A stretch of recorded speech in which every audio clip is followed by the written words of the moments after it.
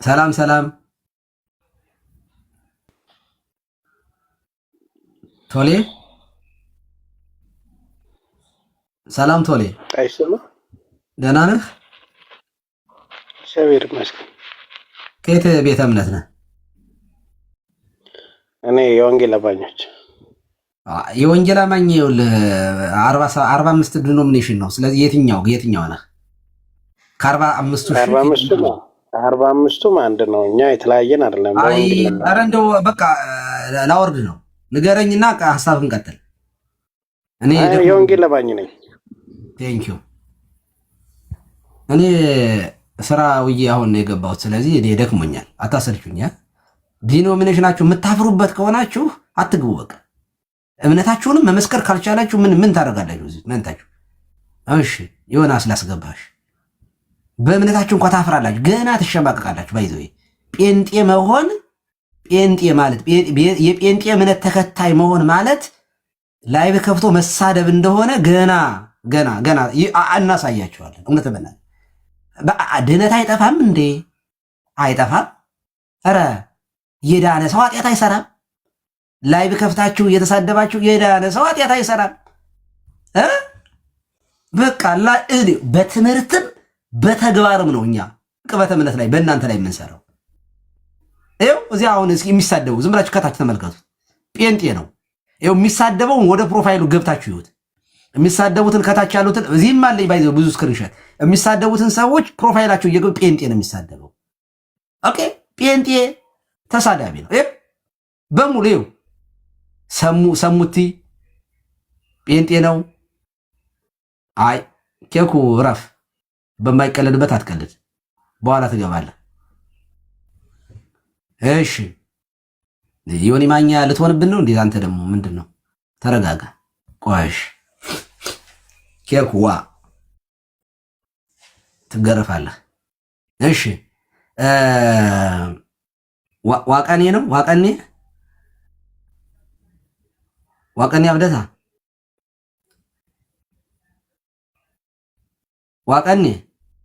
ዋቀኔ ነው ዋቀኔ ረጴንጤ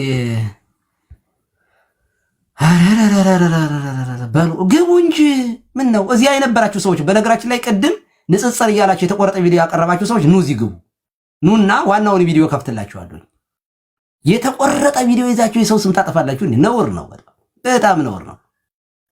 ሸሞኒው ማርያምን እቲ ነውር አይደል እንዴ? እንደዚህ ይደረጋል? እሺ ጴንጤ ነው ማስገባው። ድህነት አይጠፋም የምትሉ ኑና ግቡ። ስድባችሁን ላሳያችሁ ላይቭ ላይ ማለት ነው ከፍቼ። እሺ ከዚያ በሙሉ የሚሳደቡትን እታች ፕሮፋይላቸው ግቡ። ጴንጤ ነው የሚሳደበው። ጴንጤ ተሳዳቢ ነው። በቃ ይሄ ነው አስመስከረናል። እና ስድብ ኃጢአት አይደለም። ድህነታችሁ ጠፍቷል። በቃ ድሮም አልዳናችሁም ነበር። እኛ እንዳልነው አልዳናችሁም። ከሌላችሁ በቃ ሌላ ሰው የእኛን ልጆች ላስገባ፣ አስተያየት ይስጡበት። ቪዲዮውን እከፍታለሁ እኔ እንዴ በቃ አሁን የኛ ልጆች ማስገባት ላኩ። የኛ ልጆች አስገባ። እምቢ ካሉ ጴንጤ አልገባም ካለ አስገባችኋለሁ። በጣም ነው እንዴ የተናደዳችሁ? ሉተራን በትምህርት ሲጠበጥቧቸው እኔን መታችሁ ላይ ትሰሩብኛላችሁ። ነውር ነው በጣም በእውነት እንዲህ ምንድነው? አይጠባጠፋ ዳዋ ተመታ ይባላል። ሉተራን በልጠዋቸዋል። በቃ ጠብጥበው አስወጥተዋቸዋል። ልትወርሷቸው ልትሰለቅጧቸው ስትሉ እየገረፉ በትምህርት አስወጥተዋቸዋል። በቃ ኖ ሞር ማጭበርበር ዛትሷ የተናደዳችሁብኝ። እኔ ደግሞ ሁለታችሁም ከኛ ቤተ እምነት ባትሆኑም የተሻለ ሞራል ያላቸውን እደግፋለሁ እንዴ። ምክንያቱም እንዳለ ከምትጠፉ እንዴ ተው እንጂ እንዴ። እኔ ኦኬ ተኩ ገባ እንዴ? እሺ አባታችን ይፍቱኝ ይባርኩኝ። ቡራኬ ይድረሰኝ አባቴ። እግዚአብሔር ይባርክ ገብረ ሚካኤል። ቀጥል። አስተያየት አለ? ኧረ አባታችን ትንሽ ሂዱበትና ቆይ ትንሽ ላዳምጥ። ሂዱበት ትንሽ። እሺ በቃ ልሄድበት። እሺ ሂዱበት። የፌስቡክ የቲክቶክ ቋንቋ ነው እና በጣም ነው እንዴት እኔ በእውነት ለመናገር በጣም ብዙ ስክሪንሾቶች አሉኝ። በጣም ነው የምትሳደቡት በመድኃኒዓለም። እኔ እንደዚህ ሙስሊሞች ጨዋ ናቸው ማምላክን እኔ አንድ ከትናንት በውስጥ በሙስሊሞች ላይ የሆነ ነገር መጽሐፋቸውን እያሳየው ነበር እና በውስጥ ሜሴጅ ያው እንገድልሃለን የሚሉ አሉ። ግን ቀሲስ እንዴት አሉ ደህና ነዎት ወይ? ባለፉት በያዙት መጽሐፍ ላይ ከአንድ ሙስሊም ጋር ሲያወሩ ነበር። እኔ ከእርሶ ጋር ለማስረዳት እፈልጋለሁኝ ላይቭ ሲከፍቱ ይንገሩኝ የሚሉ ጨዋ ሙስሊሞች አይቻለሁ። እና ከናንተ ከነ ዶክተር ሻወል 100 እጅ ይሻላል። ትቀልዳለህ። ላይቭ ከፍተህ እየተሳደብክ ዶክተር የሚል ስም ይዘህ ላይቭ ከፍተህ እየተሳደብክ ሻውል ዶክተር ነህ ተናግሬ አላቅ። ቀለሜ ጋር ቁጭ ብለህ እኛን ስታሰድብ የነበርክ በምን ሞራል ነው? እኔ ቀሲስ ዲበኩሉ የምትሳደበው? በነገራችን ላይ ትናንትና ላይቭ ላይ ምን ስል ነበር? እኔ ጀነራላይዝ አድርጌ እንዳልናገር በቃ ይቅርብኝ። እንደነ ኤፍሬም ባለ ጊዜ እንደነ ዶክተር ተስፋዬ ሮቤልና እንደነ ጳውሎስ ፈቃደ ያሉ ሰዎች በጣም እነሱን ሳስብ ጀነራል እንዳላረግ እጠነቀቃለሁ ብያለሁ። ትናንት ነው ላይ በላይ ስማቸውን ጠርቼ ሲሪየስሊ ነው የምነግራችሁ። እንደውም እንትና ነበረ ኤልያስ ነበረ ከሉተራን እሱ ባለበት ነው ይሄን የተናገርኩት። ሰው እኔ ሙስሊም ይሻለኛል ያልኩት ከነዩ ጩፋ ብልግና ነው፣ ከስነ ምግባር አንጻር ነው ያልኩኝ። ጩኸታሞች ናቸው፣ አረፋ ከሚያደፍቁት ሰዎች ስነ ምግባር ያላቸው። አሁንም ደግሞ አለውኝ ከዩ ጩፋ እኔ ሐጅ ሙፍቲ 10 እጅ ይሻሉኛል። ትቀልዳላችሁ እንዴ? አገር የሚያጠፉ ቆናጽል ናቸው እነዚህ። እንደ ናይጄሪያ ያሉ ጠንቋዮችን አገራችን ውስጥ እንዲገቡ መፍቀድ የለብንም። እናንተ ስትቃወሟን ነበር እንዴ? ከውጭ የሚመጡትን አጭበርባሪዎች ናችሁ ራሳችሁ ፕሮቴስታንቶች ስትቃወሟል። አቤል ምን ነው? አቤል ማን ነበረ? አቤል አቡና መከራውን የሚያየው ፈተናውን የሚያየው የእናንተ አጭበርባሪዎቹ ከቤታችን መጽዳት አለባቸው ብሎ መስሎኝ ወጋ እየከፈለ ያለ አቤል። አሁን እውነት ለመናገር አቤል አሁን ጴንጤቆስጣል ከሆነ በጣም የማከብረው ልጅ ነው። አቤል ሲታሰር ድምፅ የሆንኩት ልጅ ነው። እውነት ለመናገር ከልቤ ነው። በጣም ነው የምሳሳለት። በጣም በቃ ሞራል ያለው ልጅ ነው አቤል አቡና ጴንጤ ነው። ኦኬ ሁሉም ጴንጤ ስነ ምግባር የለው። እንዲያውም የድሮ ጴንጤ እንኳ እኛ የምናውቀው ጴንጤ ድሮ ጴንጤ አይሳደብም፣ ጴንጤ አይሰክርም፣ ጴንጤ ጨዋ ነው ሲባል ነበር የምንሰማ። እንደው እንዳለ ተሳዳቢ ረበስማ እንደው በመቶ ዓመታችሁ ገና 100 ዓመት ሳይሞላችሁ እንደዚህ ከተበላሻችሁማ እኛ እኮ 2000 ዓመት ኖሮን ክርስትናው ሳይሰለችን እንዲህ እኮ እኛ ይህን ያህል ዓመት ኖር። በነገራችን ላይ ሃይማኖት እድሜው በረዘመ ቁጥር በተወሰነ ደረጃ የሆነ የለብታ የሥነ ምግባር አንዳንድ ጉድለቶች በአማኞች መካከል ይፈጠራል። የኢትዮጵያ ኦርቶዶክስ ትኩስ እንደሆነች እስከዚህ ድረስ ዘልቃለች። ጴንጤኮስታል እኮ አዲስ አማኝ ከጳጳስ ይበልጣል የሚባለው ለምን ይመስላችሁ? አዲስ አማኝ ሲሆን በቃ ሙሉ ቀን ካልጾምኩኝ እንደው ካልሰገድኩኝ እንደውም የማይሰግዱትን ሁሉ ይተቻል። አዲስ መናኝና አዲስ አማኝ እንደዚያ ነው የሚሆነው። በቃ 40 ዘመን ዘግተው የኖሩትን ይተቻል አዲስ መናኝ። እና አዲስ ስለነበራችሁ እናንተ ጴንጤዎች ጨዋ በጣም በቃ የተለሰናችሁ በቃ ዲኮር የተደረጋችሁ ጨዋዎች፣ ጌታ ኢየሱስ ይባርክህ። እንደውም አንዳንዱ የተናደደ ኦርቶዶክሳዊ እንኳን በጥፊ ሲመታችሁ ቀኝህን ለሚመታ ግራህን ስጥ ነበር የምትል እኮ ድሮ ነዋ። አሁንስ እንዲህ ይኸው እዚህ ጋር የምትሳደቡ በሙሉ ጴንጤ፣ ጠጭ ጴንጤ፣ ሰካራም ጴንጤ ቀለሜ 10 ምናምን ዓመት ሆነው ኤቭሪዴይ ወንጌል አይደለም የሚሰብከው ይወጣና ስድብ በቅዱሳን ላይ በቤተ ክርስቲያን ላይ እናውጣ። እንዴት ቪዲዮ እስኪ ከኢትዮጵያ ኦርቶዶክስ ተዋሕዶ ቤተክርስቲያን በየቀኑ እየወጣ ጴንጤን ላይ የሚሳደብ እስኪ አንድ ሰው ጥሩልኝ። እስኪ አንድ ቅበተ እምነት ላይ የሚሰራ አክሊል ነው፣ ዘማርያም ነው፣ ኢዮብ ነው፣ ዲያቆን መኳንንት ነው፣ ታላቁ ነው፣ ላይቭ እየከፈተ ክርስቶፎሮስ ነው፣ ላይቭ በየቀኑ እየከፈተ የሚሳደብ አንድ ኦርቶዶክሳዊ እስኪ ጥሩልኝ። የኛ ልጆች በትምህርት የኛ ልጆች በጨዋነት የኛ ልጆች መረጃ ይዘው ነው የሚቀርቡት። የምን ስድብ! እናንተስ ቀለሜን ውሰዱት። አቡነ ተክለ ሃይማኖት ላይ ውርጅብኝ። ኧረ ጋሽ እንትን ማለት ምን እነ ሉተርስ መች ይቀራሉ? ሉተር ራሱ መች ተረፈ? በእርግጫ አይደል የሚለው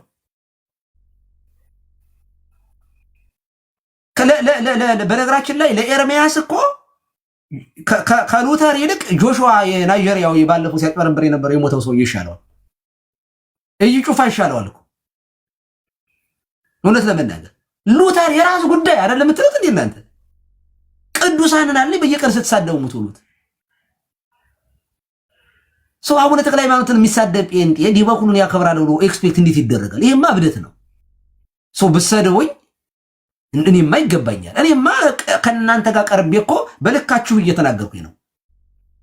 ለቤተ ክርስቲያን ዋጋ የከፈሉትን የክርስቶስን ስም ይዘው ዋጋ የከፈሉትን ቅዱሳኑን ስትሳደቡ የምትውሉ ሰዎች ተነካን አይደለም። እውነት ለመናገር እኔ የተናገርኩት ንግግር አይደለም ያመማችሁ ሉተራንን ልትውጡ ስትል ሉተራንን ቀስቅሼ የእነሱን ቤተ እምነት እንዲጠብቁ በማድረጌ ተናዳችኋል። አይ ዊል ኮንቲኒው እቀጥላለሁ። 100 እጅ ሉተራን ይሻሉኛል ከጴንጤቆስጤ። ጨዋዎች ናቸው። እንዲህ ዳዊት በጣም እንዴት ልክ ያለው ሰው አይደል? እንዴ ዳዊት እውነት ለመናገር ይሄ ዮናታን ይሄ እንትን ዮናታን ገና ጨዋ ልጅ ነው። 20 ምናምን ውስጥ ያለ ልጅ ነው። በነገራችን ላይ በጣም ጨዋዎች አይደሉ እንዴ ሉተራን በመድኃኔዓለም ሰው እንደዚህ ያሉት ሰዎችን በትምህርት መነጋገር ይቻላል። ወደፊት እኮ ከነ ዳዊት ጋር እኮ ዲቤት እንገባለን። ግን በጨዋነት እውነት በትምህርታቸው እኮ መብታቸው ነው። የወደዱትን እምነት እኮ የመከተል መብት አላቸው። በነገራችን ላይ በትምህርት ወደፊት በጨዋነት በመረጃ እናወራለን። ምን ችግር አለ? እናንተ ግን ጴንጤቆስጣንስ እምነት ብቻ ብሎ ዲቤት ይገባና ወር ካልሆነ ብሎ ይወጣል። ለምን? እንደ በመሰለኝና በደሳሌ ነው። ጥቅስ እንደ ራስ ፍላጎት ነው። የአባቶች ትርጓሜ አይታይም። ምን አገባው ሉተር? ኢቭን እንኳን ሶላዎች እንኳን 5 ሶላዎችን የምተረጉሙበት በራሱ 5 ሶላዎችን ሐሳብ ባመነጨው በሉተር እይታ ሳይሆን በራሳችሁ። ለምሳሌ ሉተር እምነት ብቻ ሲል ምስጢራትን ያገለለ አይደለም። ጥምቀትን አግልሎ ቅዱስ ቁርባንን አግልሎ አይደለም። እናንተስ እምነት ብቻ የሚለውን ወሰዳችሁና እንደፈለጋችሁ ያመነ ሰው ድነቱ አይጠፋም። እሺ ከዚያስ ትሳደባለህ። ላይቭ ከፍተህ ስም ቀይረህ ትሳደብና እሺ አሁንስ ድነት ይጠፋል አይጠፋም? ያመነ ሰው ኃጢአት አይሰራም። የዳነ ሰው ኃጢአት አይሰራም። ሲጀመር የዳነ ሰው እንዴት ኃጢአት ያደርጋል? ተመጻደቃችሁብን እኮ። ከዚህ ቀደም አንዱ አሰለችኝ ማርያምን እንደዚህ እያለ የዳነ ሰው ኃጢአት ሳይሰራም ሲለኝ አንድ ጴንጤ ራሱን ያጠፋ ነበር። ታዲያ ገሬ ራሱን ያጠፋ ይሄ ጽድቅ ነው ወይ ብዬ ተናገርኩኝ ማለት ነው። እኔ ደግሞ አላስችለኝ ብሎ እሱ ብቻ ሳይሆን አብይ አህመድ ስንቱን ሰው ጨፍጭፎ የለ እና ኦርቶዶክስ ነው ወይ አልኩኝ። እኔ የስንቱን ደም አፍስሶ የለ ጴንጤ ኃጢአት አይሰራም ካልከኝ የዚህ ሁሉ የሚሊየን እንደሚያፈሰሰ ሰውዬ ይሄ ጽድቅ ነው ወይ ብዬ ተናገርኩኝ። እኔ ደግሞ መቼስ አፌ አያርፍም። ከዚያ እንዴት እንደዚህ ይናገሩናል? ራሱን ባጠፋ ልጅ ላይ እንደዚህ ተናገሩ ብሎ ያዙ ይልቀቁኛል። እንዴ አርፋችሁ ተቀመጡ፣ አትዋሹ እንዴ። እኔ ግን እንዲህ በኩሉ ኃጢአት ቄስ ኃጢአት አይሰራም ብዬ አልልም። ኃጢአት እሰራለሁ፣ ግን ንስሐ ስገባ ኃጢአቴ በክርስቶስ ደም ይታጠባል ነው ትምህርቱ። እሱ ነው። እናንተስ የዳነ ሰው ኃጢአት አይሰራም አላችሁኝ። ኦኬ ኃይሉ ሻውል ዶክተር ኃይሉ ዶክተር ሻውል ምን እየሰራ ነው? ድነት አይጠፋም። የዳነ ሰው እንዴት ኃጢአት ይሰራል ብለህ ሽማግሌ ሆነ ስትናገር ነበር። እንዴት ዛሬ በዚያ ደረጃ እንዴት ትሰድበኛለህ? የዳነ ሰው ኃጢአት አይሰራም ብለህ ነበረ። ምን ነው አስቼ ወንድማችን አስቼ በዚህ በሃይማኖት አበው እንቅስቃሴ ላይ ያለ ከቤተ ክርስቲያን ከተባረሩት አንዱ ነው። ይሄ የታድሶ እንቅስቃሴ ውስጥ የነበረ ወንድማችን ነው። ያው ከቤተ ክርስቲያን ተባረሩ የወጣ ነው። ትልቅ ሰው ነው። በስልሳዎች ውስጥ ያለ ሰው ነው። አይ ሪስፔክት ዩ እውነት ለመናገር አከብራለሁ። ግን ስሜን ላይቭ ላይ ለጥፈህ ፎቶ ለጥፈህ ስሜን ቀሲስ ደበሱ ብለህ ስታሰድብ መዋልህ እግዚአብሔር ይባርክህ። አመሰግናለሁ። ቴንኪዩ። ግን ሁለተኛ ኖ ሞር ጴንጤ ኃጢአት አይሰራም የዳነ ሰው ኃጢአት አይሰራም እንዳትሉ።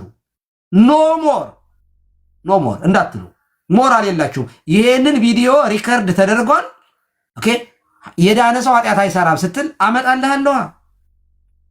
የዳነ ሰው ኃጢአት እዚህ ጋር ይኸው የዳነ ሰው ኃጢአት አይሰራም የምትለው ከታች ሆኖ በኮሜንት የሚሳደበው ጴንጤ ነው። እና ስድብ ጽድቅ ነው እንዲህ በእናንተ ቤት እየባረክ ነው ቀረ ድሮ ነው አለ ሰውየው ነው ለምለሚቱ ሀገሬ እያለ ይዘፍናል አሉ። እና ይህ አያሌው አርቲስት አያሌው ልጁ ነው እዚህ ቦስተን። ከዚያ አባዬ አሜሪካን ያላየ ሰው መቼም አሜሪካ ሀገር በጣም ለም ሀገር ናት በነገራችን ላይ። እና አባዬ አየ ደኑን ቦስተን አካባቢ ኒውዮርክ ምናምን ጫካውን አዩና ሰውየው አባዬ ለምለሚቱ ሀገሬ ኢትዮጵያ እያላችሁ ምዘፍኑላት ይችን በንዳድና በድርቅ የተመታች ሀገር ምናምን ይላል። ድሮ ነው አለኝ አሉ አባቱ። እና ጴንጤ ጨዋ ነው ምናምን ድብቅ ነው። ገና ጊዜ ስላልነበራችሁ ገና በጣም ጀማሪ ስለነበራችሁ እንደ ጳጳስ እንደ መናኝ አርጓችሁ ነበር። አሁን የመንግስትነት ስሜት ተሰምቷችሁ የበላይነት ስሜት አገሩን ተቆጣጠራችሁ፣ ማስፈራራት ጀመራችሁ፣ ማሳሰር ጀመራችሁ። ይኸው እነ ተመስገን ታሰሩ። የእናንተዎችስ ጠንቋይ ደብተራ በታቦታችን ላይ በጳጳሶች ላይ የሚሳደቡ አይነኩም። ባለ ጊዜ ናችሁ እናንተ። ግድ የለም ዜር ኢዝ ኤ ታይም ፎር ኤቭሪቲንግ። ለሁሉም ጊዜ አለው። ኦኬ የብልጽግና መንግስት ማለት የጊዜ ጉዳይ ነው። አየር ላይ ያለ በነፋስ ላይ ያለ መንግስት ነው። ተገርሱሱ ሲወድቅ ያኔ ሹልክ ትላለ በየቦታው ተላቀቅ። ሃይማኖታዊ መንግስት የለም። መንግስትን ስንተቸው በጴንጤነቱ አይደለም፣ ግን የእምነትን ወስደህ አዛ ሃይማኖት ውስጥ አታስገባ ነው። እኔ አብይ አህመድን የምቃወመው እንደ መንግስት ስራ ልክ እንደ መንግስቱ ኃይለማርያም መስራት መብት ነው። እንደ መለስ ዜናዊ መስራት መብት ነው። እንደ ኃይለማርያምም መስራ። አብይ አህመድ እኮ ሲፈልግ መጥቶ ጳጳስ ይሆናል፣ ሲፈልግ ስብከት አስተላላፊ ይሆናል። የማይገባበት የማይወጠውጠው ወጥ የለም። አገር መምራት ዜሮ የለም። አገሪቱ ድሃ በድህነት እየማቀቀች ነው። አንድ በግ ስንት ነው የምትገዛው? አንድ በግ 40 ሺህ 50 ሺህ። አንድ ሽሮ ስንት ነው የምትገዙት? በብልጽግና ዘመን እንደዚህ ነው። $1 ስንት ነው? ብልጽግና ማለት ይሄ ነው። አየህ፣ ወርዶ ፌዝ ማለት ይሄ ነው። ዲሉዥን እዚህ ድርሳነ ሚካኤል አለ። ኧረ ቅዱስ ሚካኤል እንጀራ ስጠኝ የሚል ነበር አንድ ሰነፍ። ተነስተ ስራ በምን እና ልባርክልህ አለው። የቅዠት እንጀራ ብልጽግና ዲኮር ነው። አገሬን በላት፣ ድህነት ውስጥ ወረሳት። መርዳት አልቻለም። እኛ እንኳ አሜሪካ ሆነን እንኳ ቤተሰብ እኮ ማገዝ አልቻለም። እና ይህንን መንግስት ሞራል ኑሯችሁ የሞላጫ ብቻ ነው ይህን መንግስት የሚደግፈው። ሌባ፣ አጭበርባሪ ወይም ጨካኝ። ሰላም ለሀገር ሰላም እንዳይመጣ፣ ነጋዴው እንዳይነግድ፣ ገበሬው እንዳያርስ እኔ እንደ ብልጽግና ነው የደገፉት።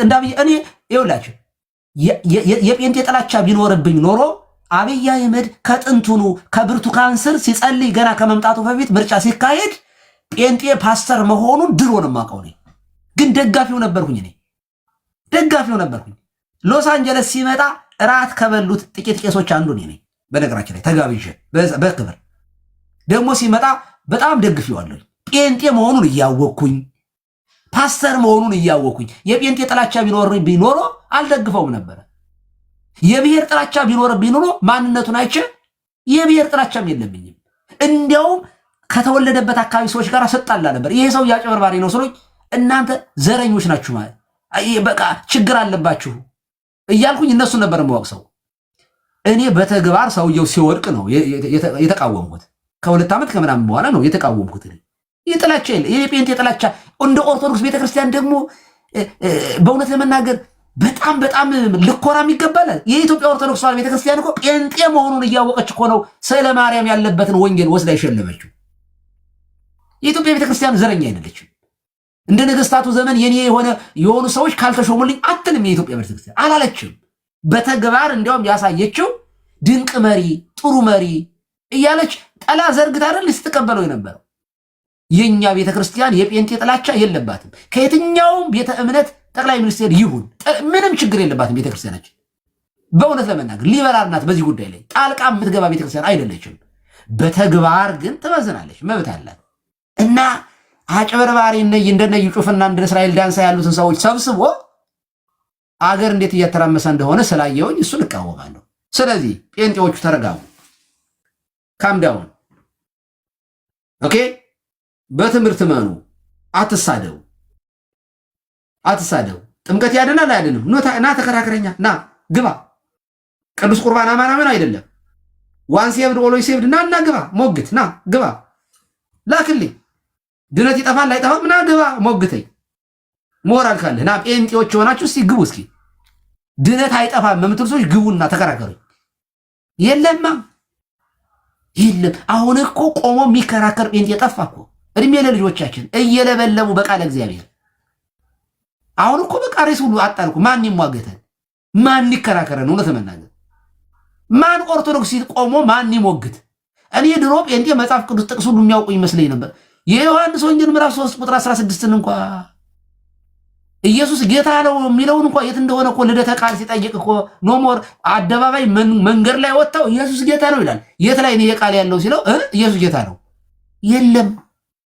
ባዶ ፉከራ ዘራፍ የሚላል ዝም አንዳንድ ሰው ፈሪ ሰው አለ። በቃ የሆነ በእንትን በማስፈራራት በቃ ገደል ለመክተት የሚሞክር የለም። መጽሐፍ ቅዱስ የለም፣ ስራ የለም፣ ሃይማኖትም የላችሁ፣ ስራም የላችሁ፣ እኔ ምንም የላችሁ። ባይሆን ሉተራን ጨዋዎች ናቸው። ቀጥሉ። ሉተራን ላይቭ ሲገቡ አብሬ እገባለሁ ከሉተራን ጋር ገና ቡክ ኦፍ ኮንኮርድን ይዘን መጽሐፈ ስምምነትን አብረን እየጠቀስን ማለት ነው እንዴ።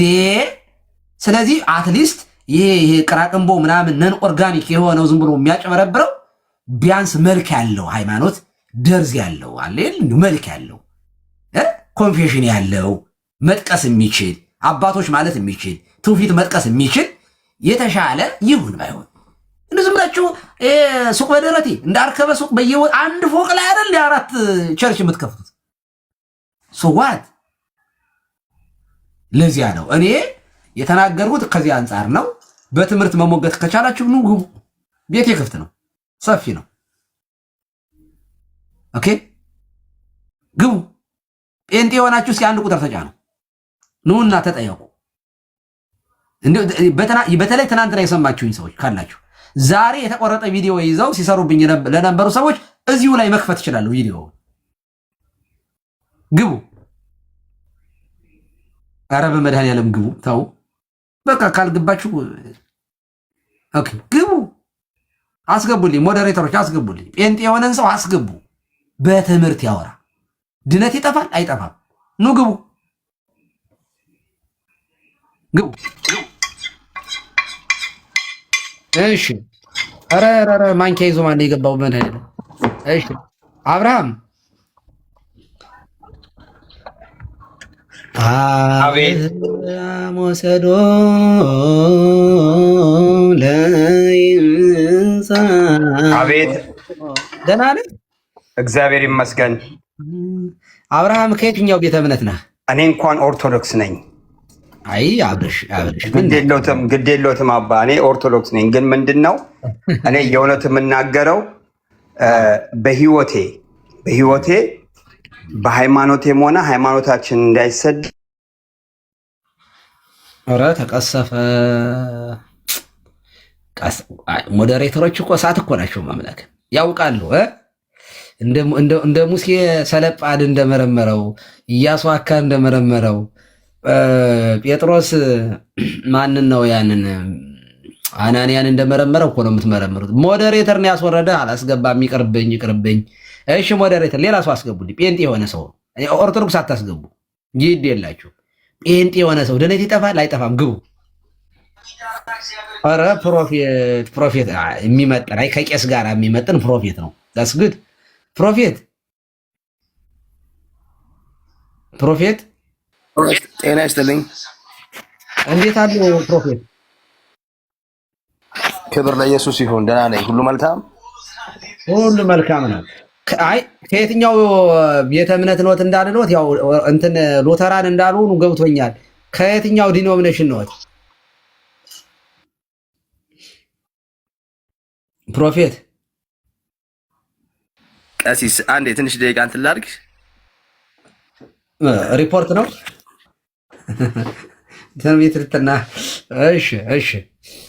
እሺ ሌላ እስከዚህ አስገቡልኝ። ሞዴሬተሮች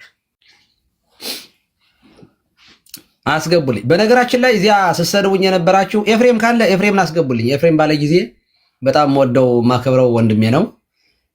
ተከፍቶብኛል፣ ግን የሱ አስተያየት ረጋ ያለ ስለሆነ ኤፍሬምን ቆይ እስኪ ሸር ላድርግለት። ኤፍሬምን ቆይ ኤፍሬም ወዳጀን እንዴት ነበረ? ለኤፍሬም ላኩለት። ኤፍሬም ባለ ጊዜ ላኩልኝ፣ ሸር አድርጉለት። እሺ ፕሮፌት፣ ኧረ ፕሮፌቱን ዛሬ ፕሮፌት በፕሮፌት ትንቢት ልታስነግሩብኝ ነው እንዴ? ፕሮፌት ደግሰው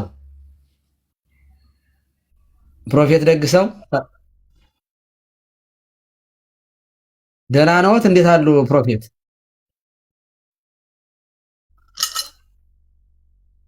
ሚውት ሆነው ነው የሚታዩ። ደህና ነኝ። ከየት ቤተ እምነት ነዎት ፕሮፌት?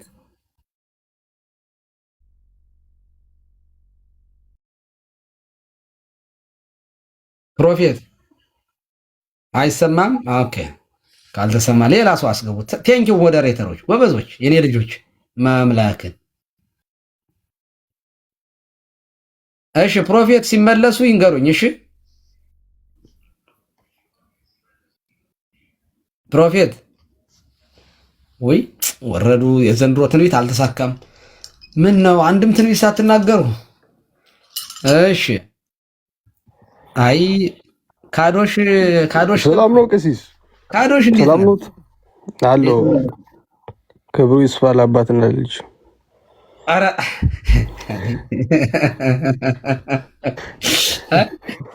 ኩረጃ ጥሩ ነው። እሺ እርሶም ፖለቲካ ጀመሩ? ሙሉ ወንጌል ነህ አንተ? ሳትወለድ እኔ የወንጌል አማኝ ነኝ። አይ ግዴ መምህር ኤፍሬም ቆይ ሰላም ልበላቸውና ወደ አንተ እመጣለሁ። መምህር ኤፍሬም እንዴት አሉ? ይቅርታ ያርጉልኝ በእውነት ይኸው ዝቅ በጻድቃን እኔም ብድግ እያለሁ ይፍትህ በሰራጢያት እንደምትሰነበታችሁ? እግዚአብሔር ይፍታ፣ እግዚአብሔር ይባርክ። እንዴት አሉ? እግዚአብሔር ይመስገን። እንዴት አሉ? ዛሬ ከነቢያት ጋር ነው። ከነቢያት ጋር ነኝ። በመሀል ግን መምህር ገባ። ትንቢተ ነቢያት ሲፈጸም ነበር የመጣ። ያው የዛሬው በመሀል ሆነ። እስኪ ወደፊት ስላለው ነገር ይተነብዩልናል።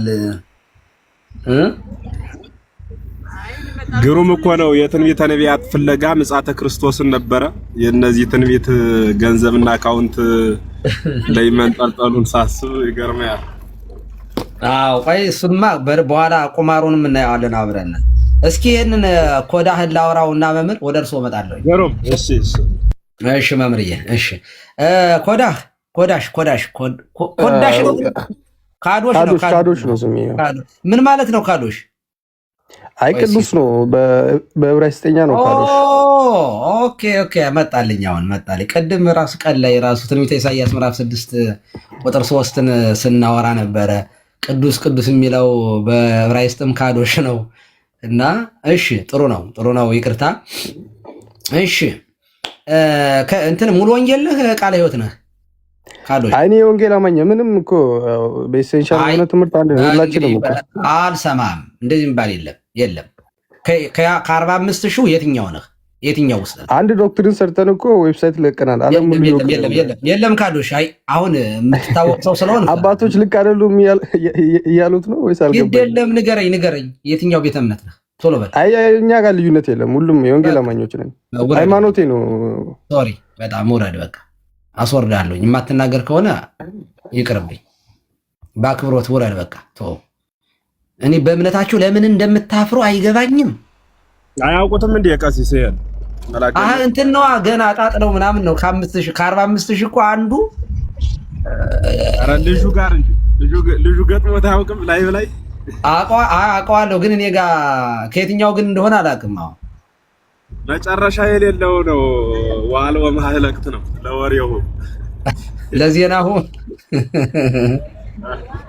ሌላ ዜናንማ ቤት ያውቃታል። ወሬ ብለን በዚያው ተርጉምነት ሁለት የከምንደው ወሬ ሌላ ሰው አስገቡ እንዴ! እምነት አይጠፋም። ተው እንጂ! ኧረ ተው ግቡ። ዋንሴብድ ተው ግቡ። ኧረ ተው ግቡ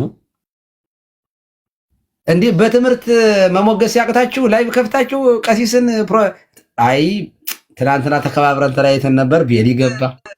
አይ መከራዬ። ቤሊ ቤሊ ሰላም ነው? አላወራውም። ደህና ነህ ቤሊ? ቤሊ ቤሊ እንዴ ምንድነው ዛሬ እናንተ ድነት አይጠፋም የምትሉ ሰዎች ግቡ። በጴንጤ ስድብ ኃጢአት ነው አይደለም? ግቡ።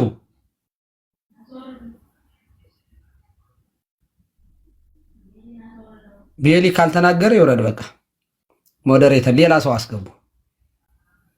የኤማሁስ መንገደኞች ቤሊን አውርዱት። እየተሰማው አይደለም፣ ይውረድ። እሺ የኤማሁስ መንገደኞች ሰላም ደርሶ ይሁን።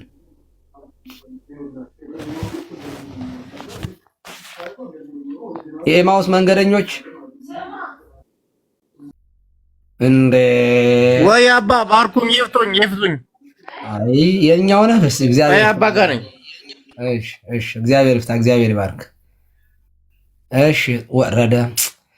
እሺ ሰላም አባታችን እንዴት ነዎት? ሰላም መሐመድ። አዎ ክርስቲያን ነሽ? ኦርቶዶክስ ነሽ? ደህና ነኝ። አይደለሁኝም፣ ወንጌል አማኝ ነኝ። ከየትኛው ቤተ እምነት ነሽ? እንዴት ነሽ? ጴንጤቆስጣ ነኝ። አይ ነው ግን ከየትኛው? ከ45 ሺህ የትኛው ነሽ? 45 ሺህ የሚባል የለማ። አይ ላሳይሽ እንዴ? አይ እሱ የቤተ እምነት ተደምሮ ሲቆጠር እንጂ እያንዳንዱ የተከፋፈለ 45 ሺህ የሚባል ትምህርት የለም።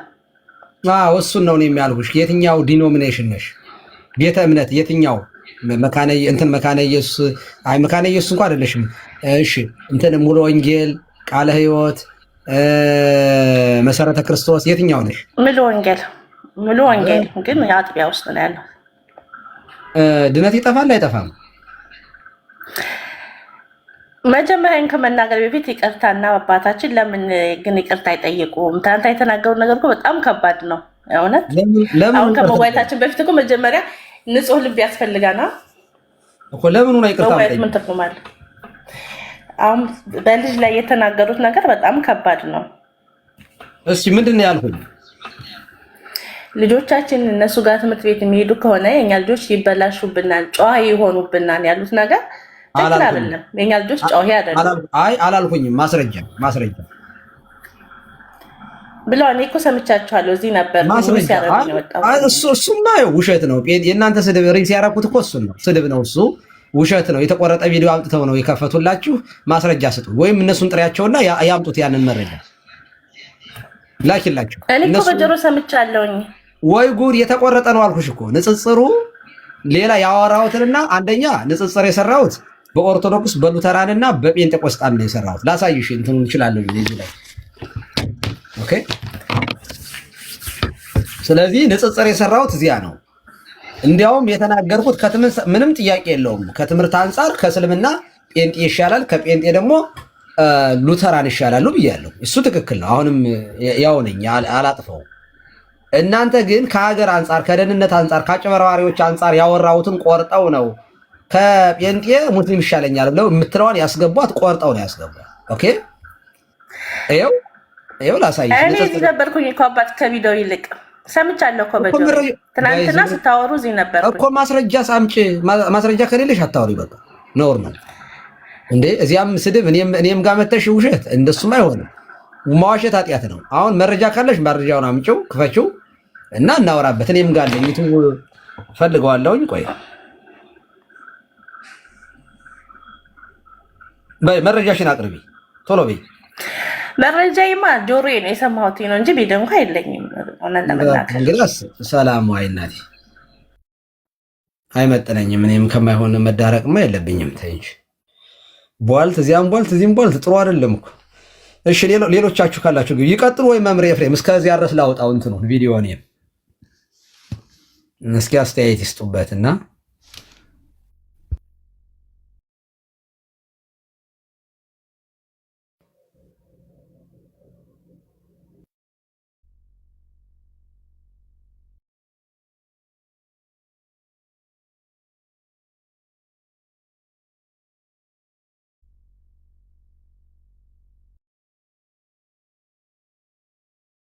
ሌላ ሰው አስገቡ።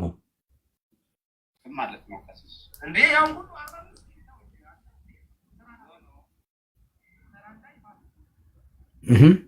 ሌሎቻችሁን አስገቡ። ሌሎች ይግቡ ቶሎ መረጃውን አቀርባለሁኝ እኔ።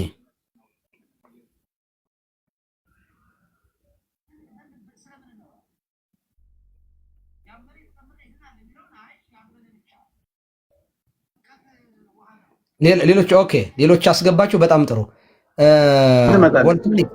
ቮልካኒክ አቤት ቀሲስ እንደምን አመሹ? እሺ እግዚአብሔር ይመስገን። ተጂ አንዴ ፕሮቴስታንት ነኝ። ከየትኛው ፕሮቴስታንት ነኝ? ሉተራን ነኝ። ለእርሱ አንዳንድ ጥያቄዎች ማቅረብ ፈልጋለሁ። ቆይ ከሉተራን ጋር ለጊዜው አናወራም። በእናንተ ምክንያት ነው። ቆይ ፖለቲካ እናንተ ወይም ከሉተራን ውስጥ የገባችሁ ጴንጤዎች ናችሁ እንጂ በዚህ ሰዓት ላይ እንደውም ይሄ በጣም እየወረዱብኛል በእናንተ ምክንያት ስለሆነ ከእናንተ ጋር ሌላ ጊዜ ነው የምናወራው። ሌላ ተጊ እሺ፣ ተጊ ማን ሚውት አድርገውና ቆይ ህፃን ልጅ እየረበሸኝ ስለሆነ ነው እና አሁን ትንሽ ቆይቼ ተመልሼ ልግባ። እሺ ሌላ ሰው አስገባ። ሳክራሜንት የሚያምኑ ካልቸር ያለ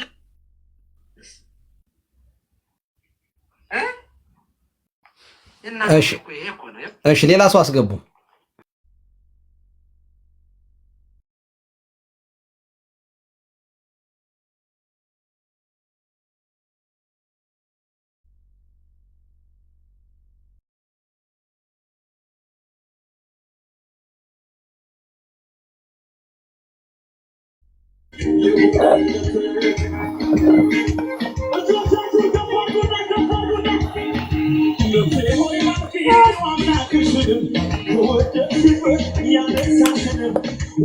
ኧረ ዘፈኑን ቆይ ዘፈኑን እንዴ ጎንደርኛ ለቀቃችሁብን እኮ። አይ ቲንክ ደግሞ የጴንጤ ጭፈራ መሰለኝ። አይ ጥሩ አውቄ ኦን ፐርፐዝ ነበር ጸጥ ያልኩኝ። አይ ጎንደርኛ እያችሁት የነሱ መዝሙር የሚሉት ነው በነገራችን ላይ። አይገርምም? ይሄ ነው እኮ በቃ ይሄ ነው። ለኮንፈርም የምትሰብ ከሆነ ወይ ፖለቲካው አልገባ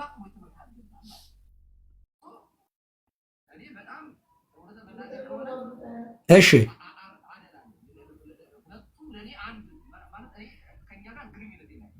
በነገራችን ላይ ስድብ ነውርና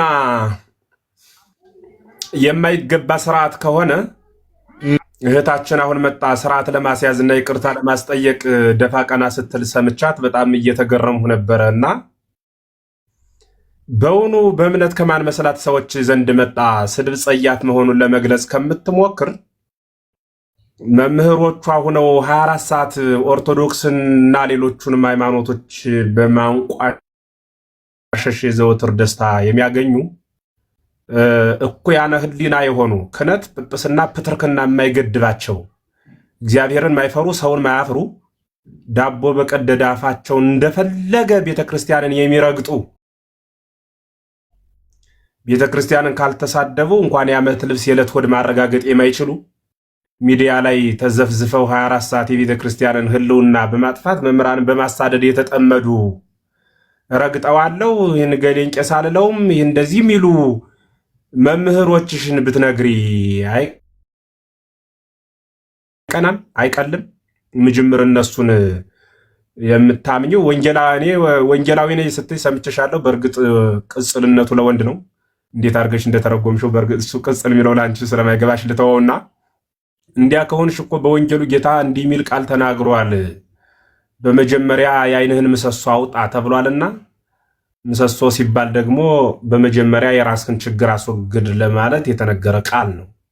የራሳችሁን የቤታችሁን ችግር በማስወገድ ትክ ካህናትና መምህራንን መጦ ስርዓት ለማስተማር መሞከር እናት ለልጇ ምጥ ከማስተማር በላይ መራቀቅ ነው እና በመጀመሪያ ስድብን 24 ሰዓት እኛ የምንሳደበው አጀንዳ ስትሰጡን በጣም አስቸጋሪ የሆነ ህልውና ስናይባችሁ ለቤተ ክርስቲያን ስጋት መሆን ስትጀምሩ የማትመለሱ እኩይ የማትፈወሱ ድውይ መሆናችሁን ስናረጋግጥ በዚህ ሰዓት ምን ነክቷችሁ ነው አራራፉ ብለን ተግሳጽ የተቀላቀለበት አንተሙ ግብዚ መደለዋን እያለ ጌታ የተናገረበትን ቃል እየተጠቀምን ግብዛን ናችሁ እናንተ መደለዋን ናችሁ እያልን እንናገራለን።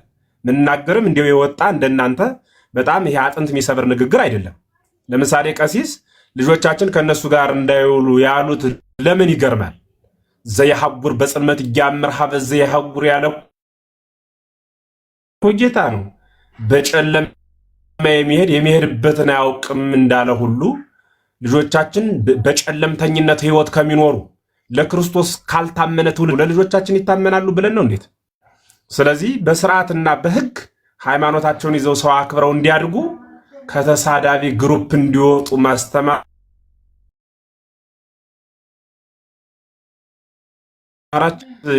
የሰውን ስም በማጥፋት ቤተክርስቲያን ተቋምን በመጽረፍ የሚተዳደሩ ግለሰቦች ስላሉ እነሱን ተው ብሎ ማስተማር፣ መምከር፣ መገሰጽና ስርዓት ማስያዝ ልመዱ። ዝም ካላችሁ ዝም እንላለን።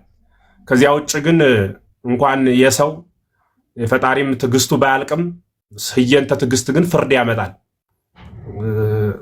ቤተ አይሁድን ታገሳቸው አልመለስ አሉ። እድሜ ሰጣቸው አልመለስ አሉ። በኋላ ግን ጥጦስ የሚባል መንግስት አስነስቶ አጥፍቷቸዋል። እኛም እናስተምራለን፣ እንናገራለን። አድማጭ ካጣን ግን ብለን አንደበታችን ጥጦሳዊ እናደርገዋለን። ስለዚህ ያ ድርጊት ከመምጣቱ ይልቅ ማስተዋል፣ ለመከበር ሌላውን ማክበር፣ ለመወደድ ሌላውን መውደድ፣ ለመማር ንጹህ ህሊና ዞ መቅረብ እሱን እንድታደርጉ ለማለት ነውና እንዲው ሳትረሽ በዚያው ወጠሽ ሩቅ ሳትሄጂ ልንገርሽ ብዬ ነው። በእውነቱ በዚህ ልክ ደፈር ብለሽ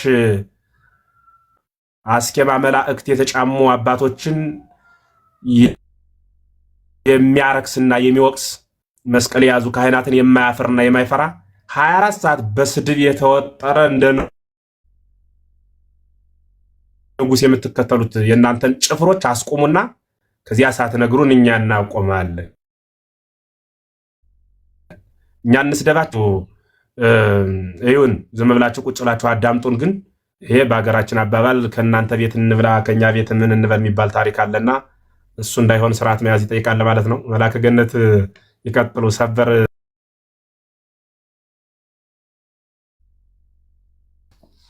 አይ እንዳሉት ነው።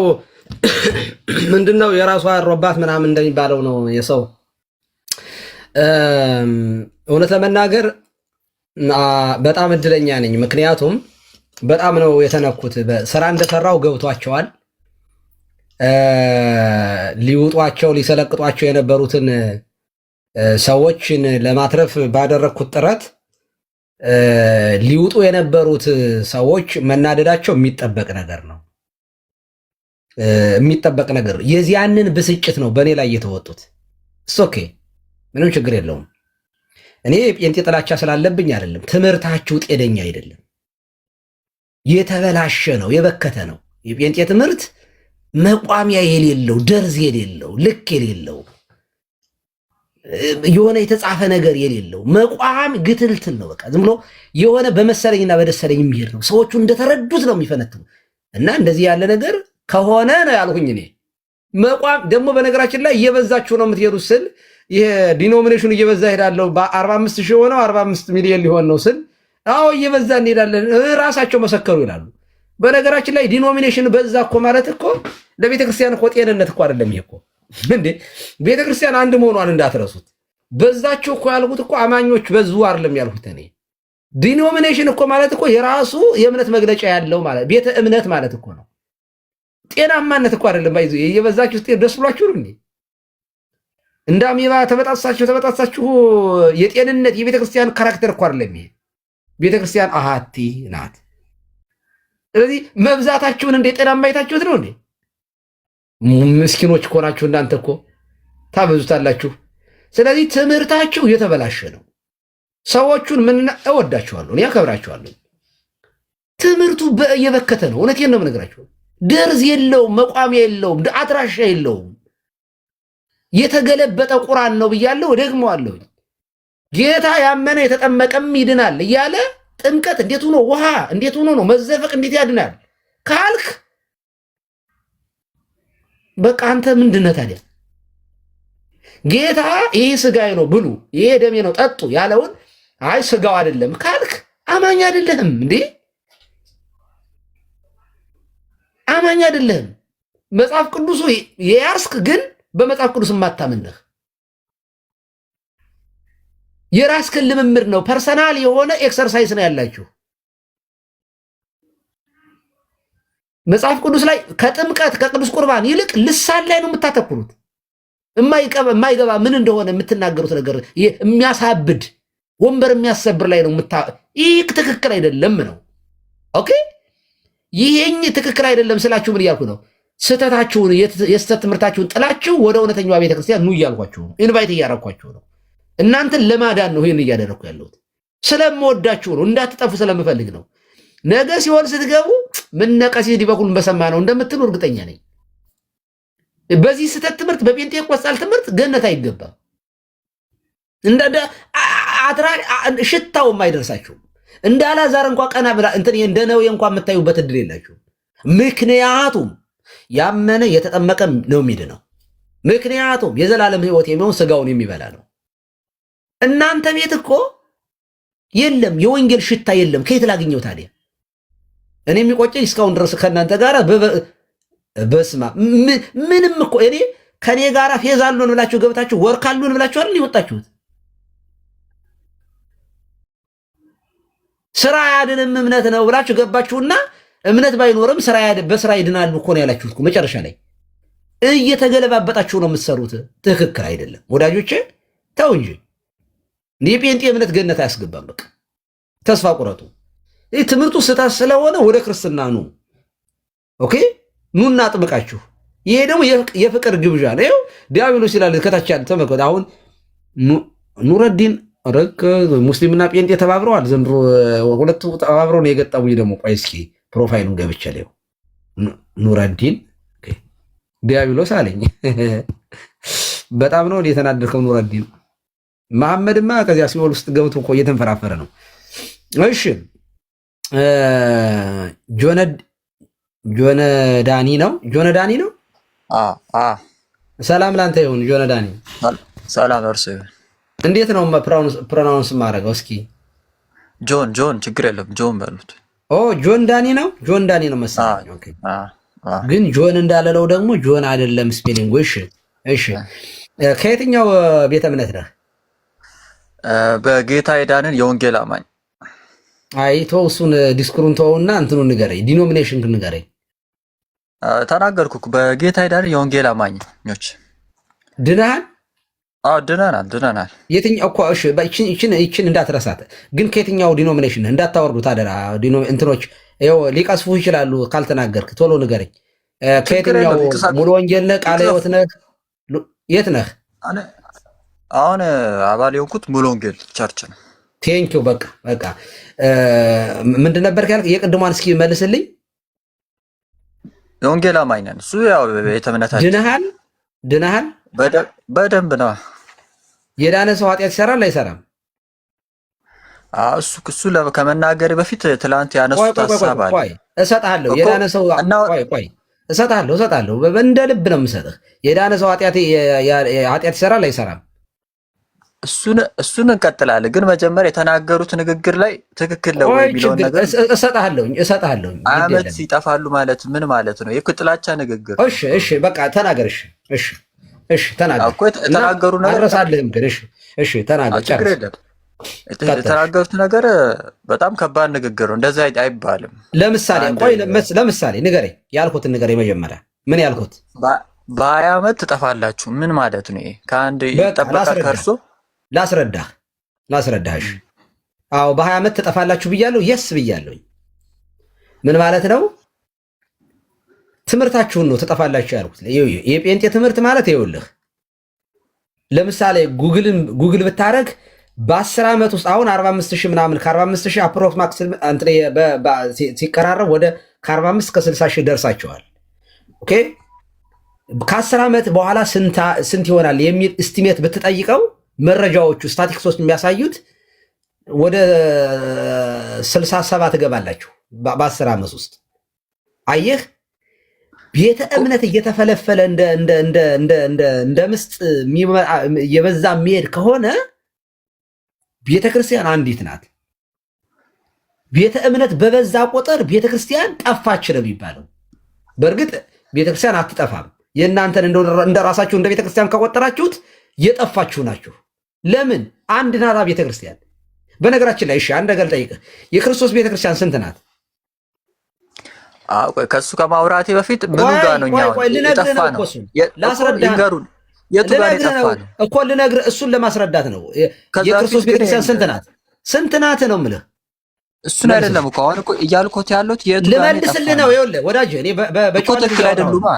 ትክክል እኮ አይደሉም። እመልስልሃለሁኝ። አሁን ይኸውልህ እመልስልሃለሁ። ወደ እሱ ለመሄድ ነው። የክርስቶስ ቤተክርስቲያን ስንት ናት እኮ? እሱን ከመናገር ፊት የቱ ጋር ነው እኛ የጠፋን ያሉት ጋር የቱ ጋር ነው? ማን የጻፈው? ልንገርህ፣ በቃ እንቅጩን ማወቅ ነው የፈለግከው። ይኸውልህ አሁንም የጠፋችሁ ናችሁ እንዳለህ እንደ ራስህን የምትቆጥር ከሆነ ቤተክርስቲያን አይደላችሁ።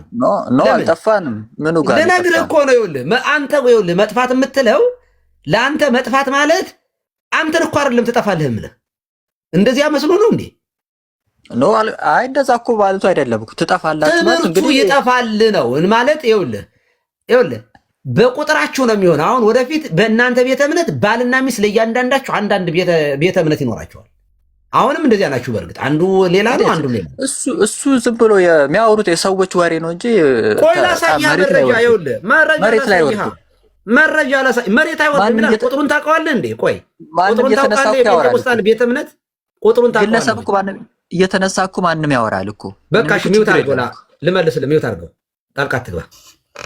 ልመልስልህ። ጴንጤቆስጣን በ20 ዓመት ይጠፋል ብያለሁ። የስ ይጠፋል፣ ምንም ጥያቄ የለው። ይውልሲ ምን ማለት ነው? ይጠፋል ማለት እምነቱ እየተፈለፈለ እየበዛ ቤተ እምነት በሆነ ቁጥር ህልውናው ጠፋ ነው የሚባለው በቤተ ክርስቲያን። አያችሁ፣ ቤተ ክርስቲያን አንዲት ናት። ቤተ ክርስቲያን አሁንም የጴንጤቆስጣን ቤተ ክርስቲያን አልለውም። ለምሳሌ አልለውም፣ ቤተ ክርስቲያን አይደለም። ቤተ ክርስቲያን እኮ የሚባለው እኮ የክርስቶስ አካል የሆኑ ሰዎች ስብስብ ማለት ነው። ቤተ ክርስቲያን ማለት ያመኑ የተጠመቁ ክርስቶስን የለበሱ ሰዎች ህብረት ነው ቤተ ክርስቲያን የሚባለው። ጴንጤቆስጣል ደግሞ እንደዚያ ነው ብዬ አላምንም እኔ። የጠፋችሁ ናቸው። የእርሱ ሐሳብ ነው። ሚዩት አድርገው። የእርሱ ሐሳብ ነው እኮ የኔን ሐሳብ ነው እኮ የተናገርኩኝ። ላስረዳ፣ የኔን ሐሳብ ያንተ መብት ነው፣ የኔ የተናገርኩበትን ነው። ስለዚህ ይኸውልህ በዓለም ላይ ያለው ጴንጤቆስጣል እንደ አሜባ እየተራባ ህንፃውን እየሸጠ የብዙ ችግር ውስጥ የሥነ ምግባር ጉድለት ውስጥ ገብቶ ሌላ ሆኖ አለ። ልክ እንደዚህ እናንተም እንደዚህ እንደ አሜባ እየተራባችሁ 45,000 ዲኖሚኔሽን 90,000 ከገባችሁ ጠፍታችኋል ነው የሚባለው። ለዚያ ነው ትጠፋላችሁ ማለት ቤተ እምነት ዲኖሚኔሽን አይኖርም ማለት አይደለም።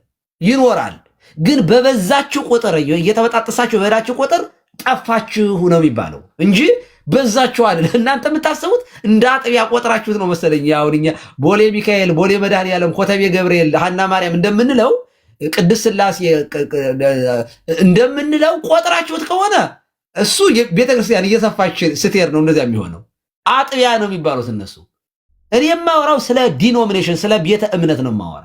ለምሳሌ በእኛ ቤተክርስቲያን ኦርቶዶክስ አንድ ቤተክርስቲያን ያለችዋል። ኦርቶዶክስ ቤተክርስቲያን ለሁለት ብትከፈል ከዚያ ደግሞ ሁለቱ ለሶስት አያርግብንና እንደዚህ ከሆነች እየጠፋች ነው ማለት ነው።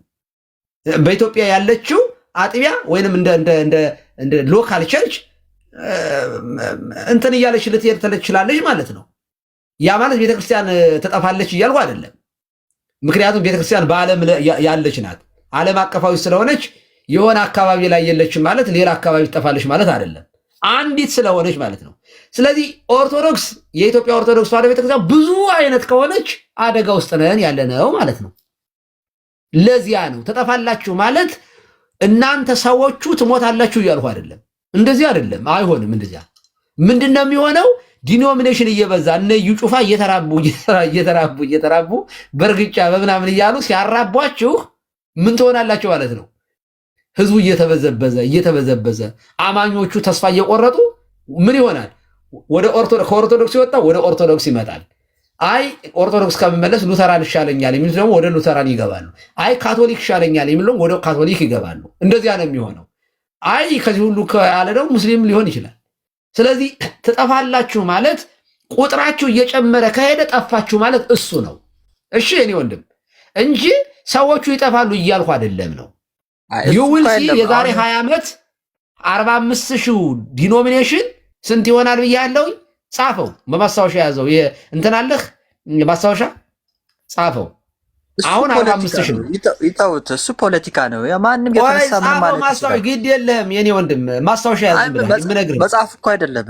ችግር የለውም። አሁን የፈለኩት ማሰብ ይችላል። እንደናንተ ቤት ነብይ ዝም እያጭበረበርኩ አይደለም ትንቢት የምናገረው ትክክለኛ ትንቢት ነው የምነግርህ።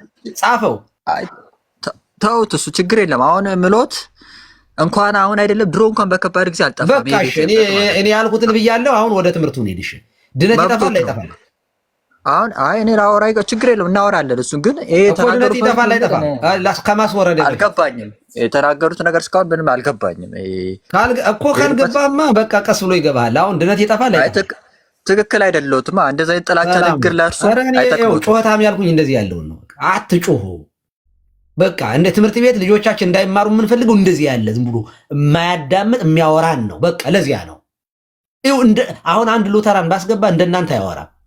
አምሹር ኦኬ። አንድ ሉተራን እስኪ ላስገባ፣ ሉተራን ላስገባ። ቆይ ሉተራን አሁን ሉተራን ባስገባ እንደ የጮህ አያወራም እንደዚህ።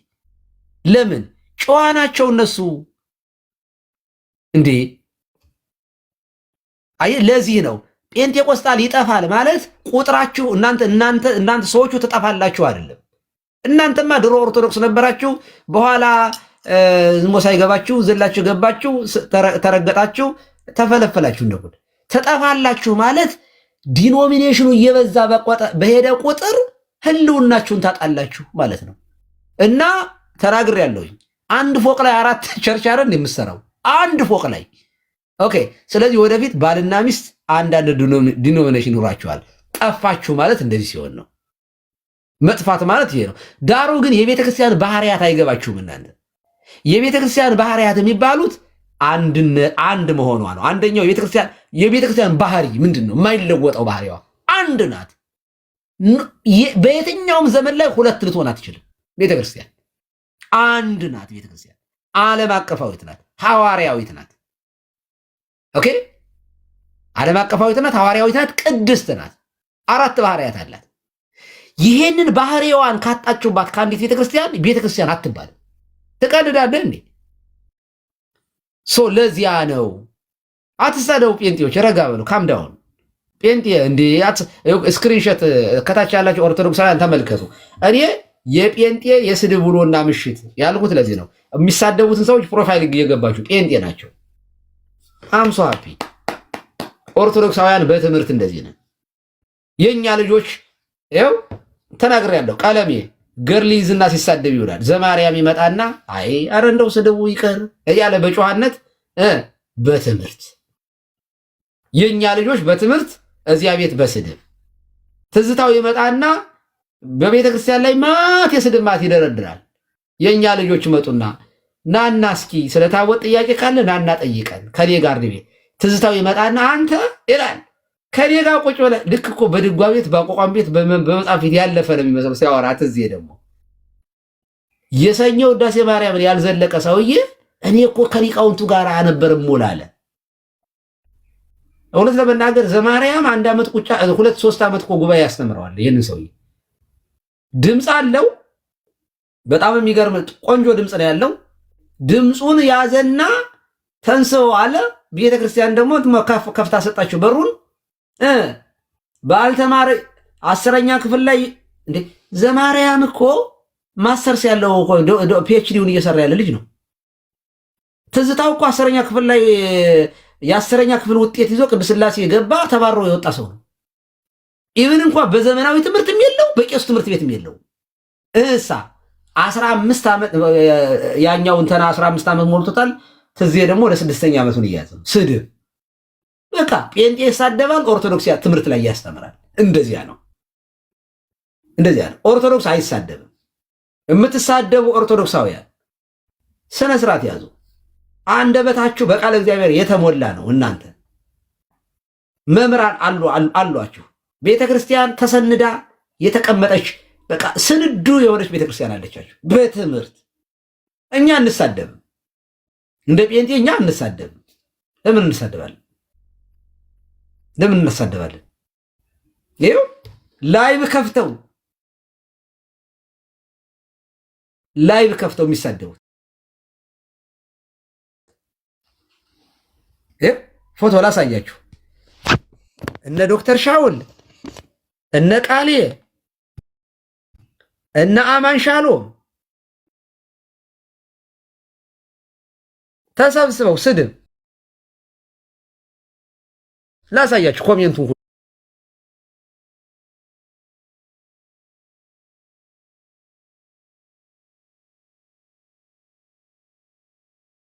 ሁሉ እንደሆነ ተመናገር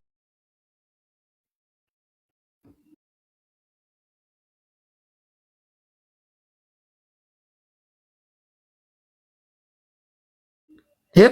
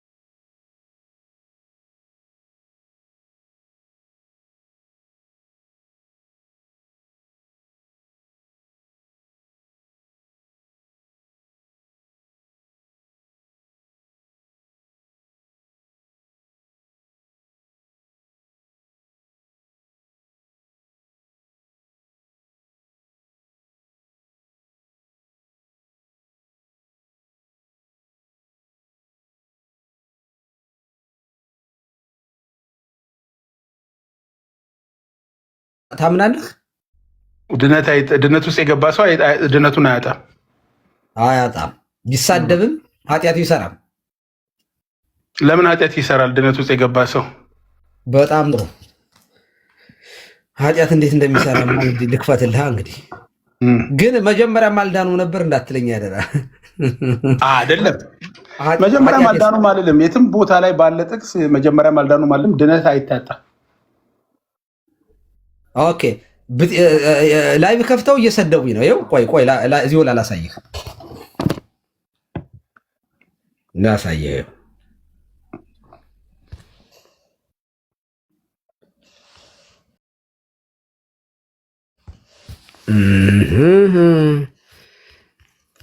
በታች ከታችም ራሱ የሚሳደበውን ጴንጤ አይተህ እኮ ይኸው ጠንቋይ ዲበኩሉ ምናምን ይኸው ጠንቋይ ዲበኩሉ ይሄንን ጠንቋይ ዲበኩሉ ቀሲስ ደበሱ ይሄንን አስቸን ታውቀዋለህ?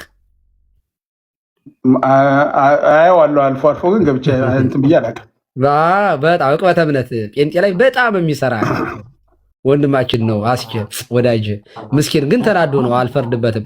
አሁን ጠንቋይ እያለኝ ነው። እኔ አሁን ካህን ነኝ መቼም ያው ጠንቋይ እያለ እየተሳደበ አንድን ካህን ይሄ ሰውዬ ይድናል አይድንም? ድነቱን አያጣውም? ያጣዋል። አያጣውም። ንስሐ መቼ እንደሚገባ ነው ያላቅማ። ካጠፋም ንስሐ ይገባል።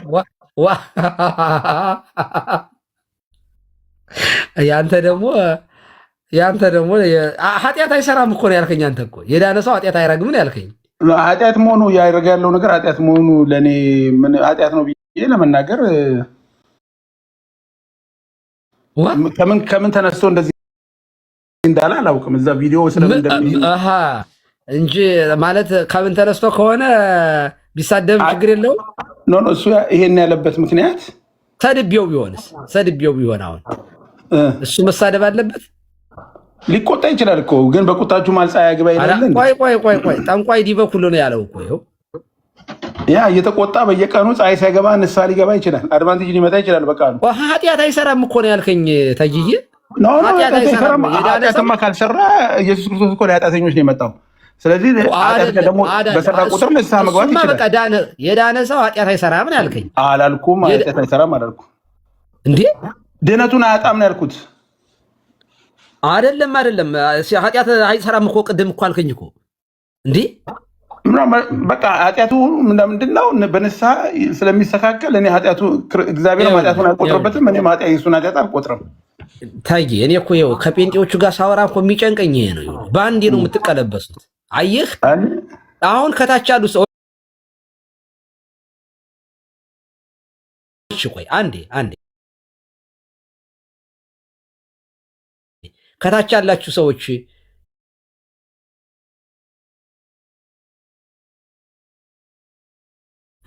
ብሏል አላለም እያላችሁ ጻፉልኝ። ካላለ እንዴ ታዲያ ንስሐ መግባት ለምን አስፈለገ? አንተ እኮ ነው ያልከኝ።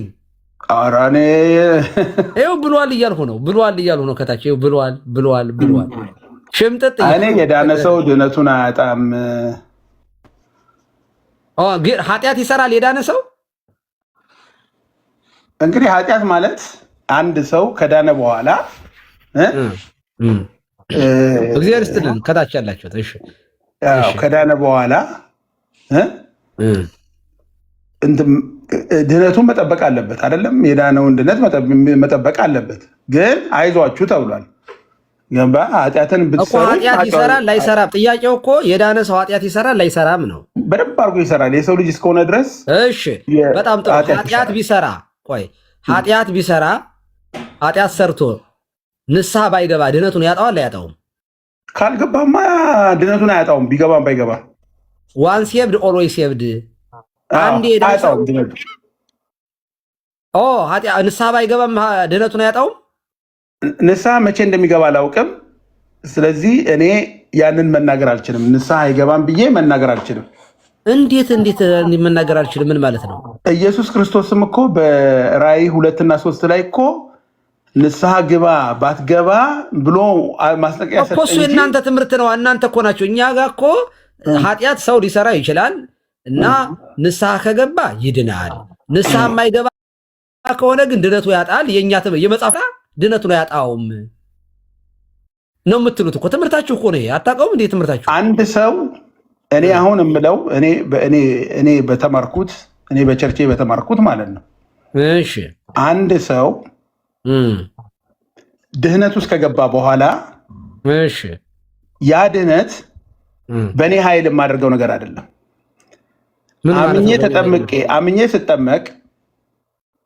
አምኜ ስጠመቅ መንፈስ ቅዱስን ስቀበል መንፈስ ቅዱስ በእኔ ውስጥ ይሆናል አይደለም? አምነህ ስትጠመቅ ነው በነገራችን ላይ የምትድነው?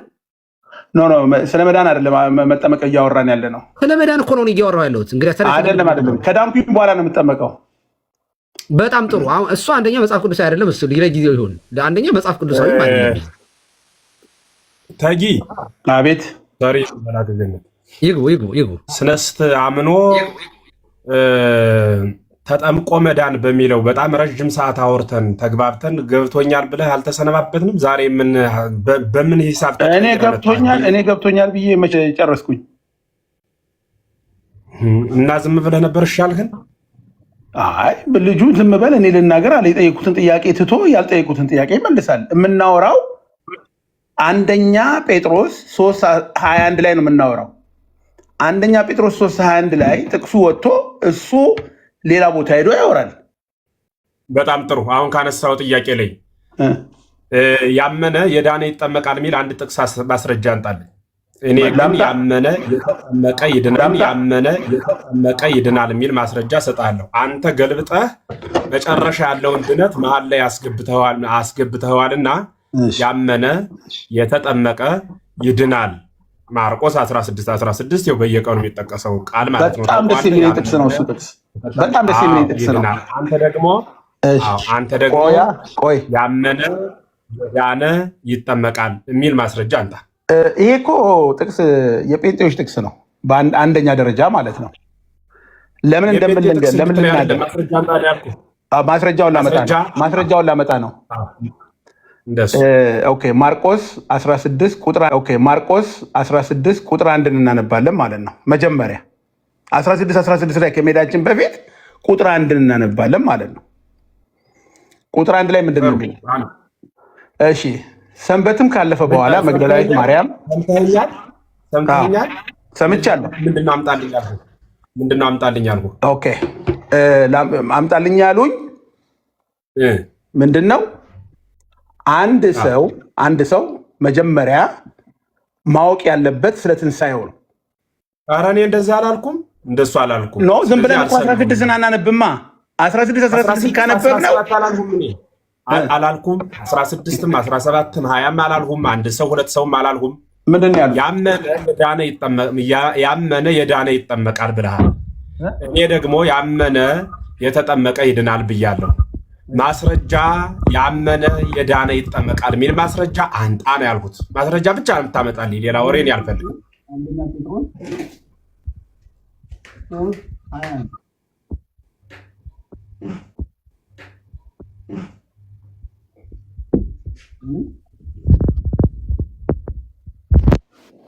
አንደኛ ጴጥሮስ 3:21 በጣም ጥሩ። አንደኛ ጴጥሮስ 3:21 ያመነ የዳነ ይጠመቃል የሚል ላውጣ። ቆይ ሶሪ ትንሽ ጠብቀኝ።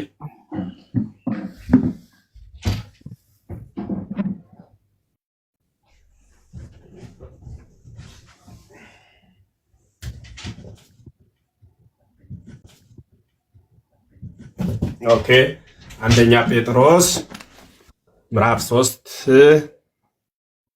ቁጥር 21 ነው ያልከኝ። 20 እና 21 እናንብበው። 20 እና 21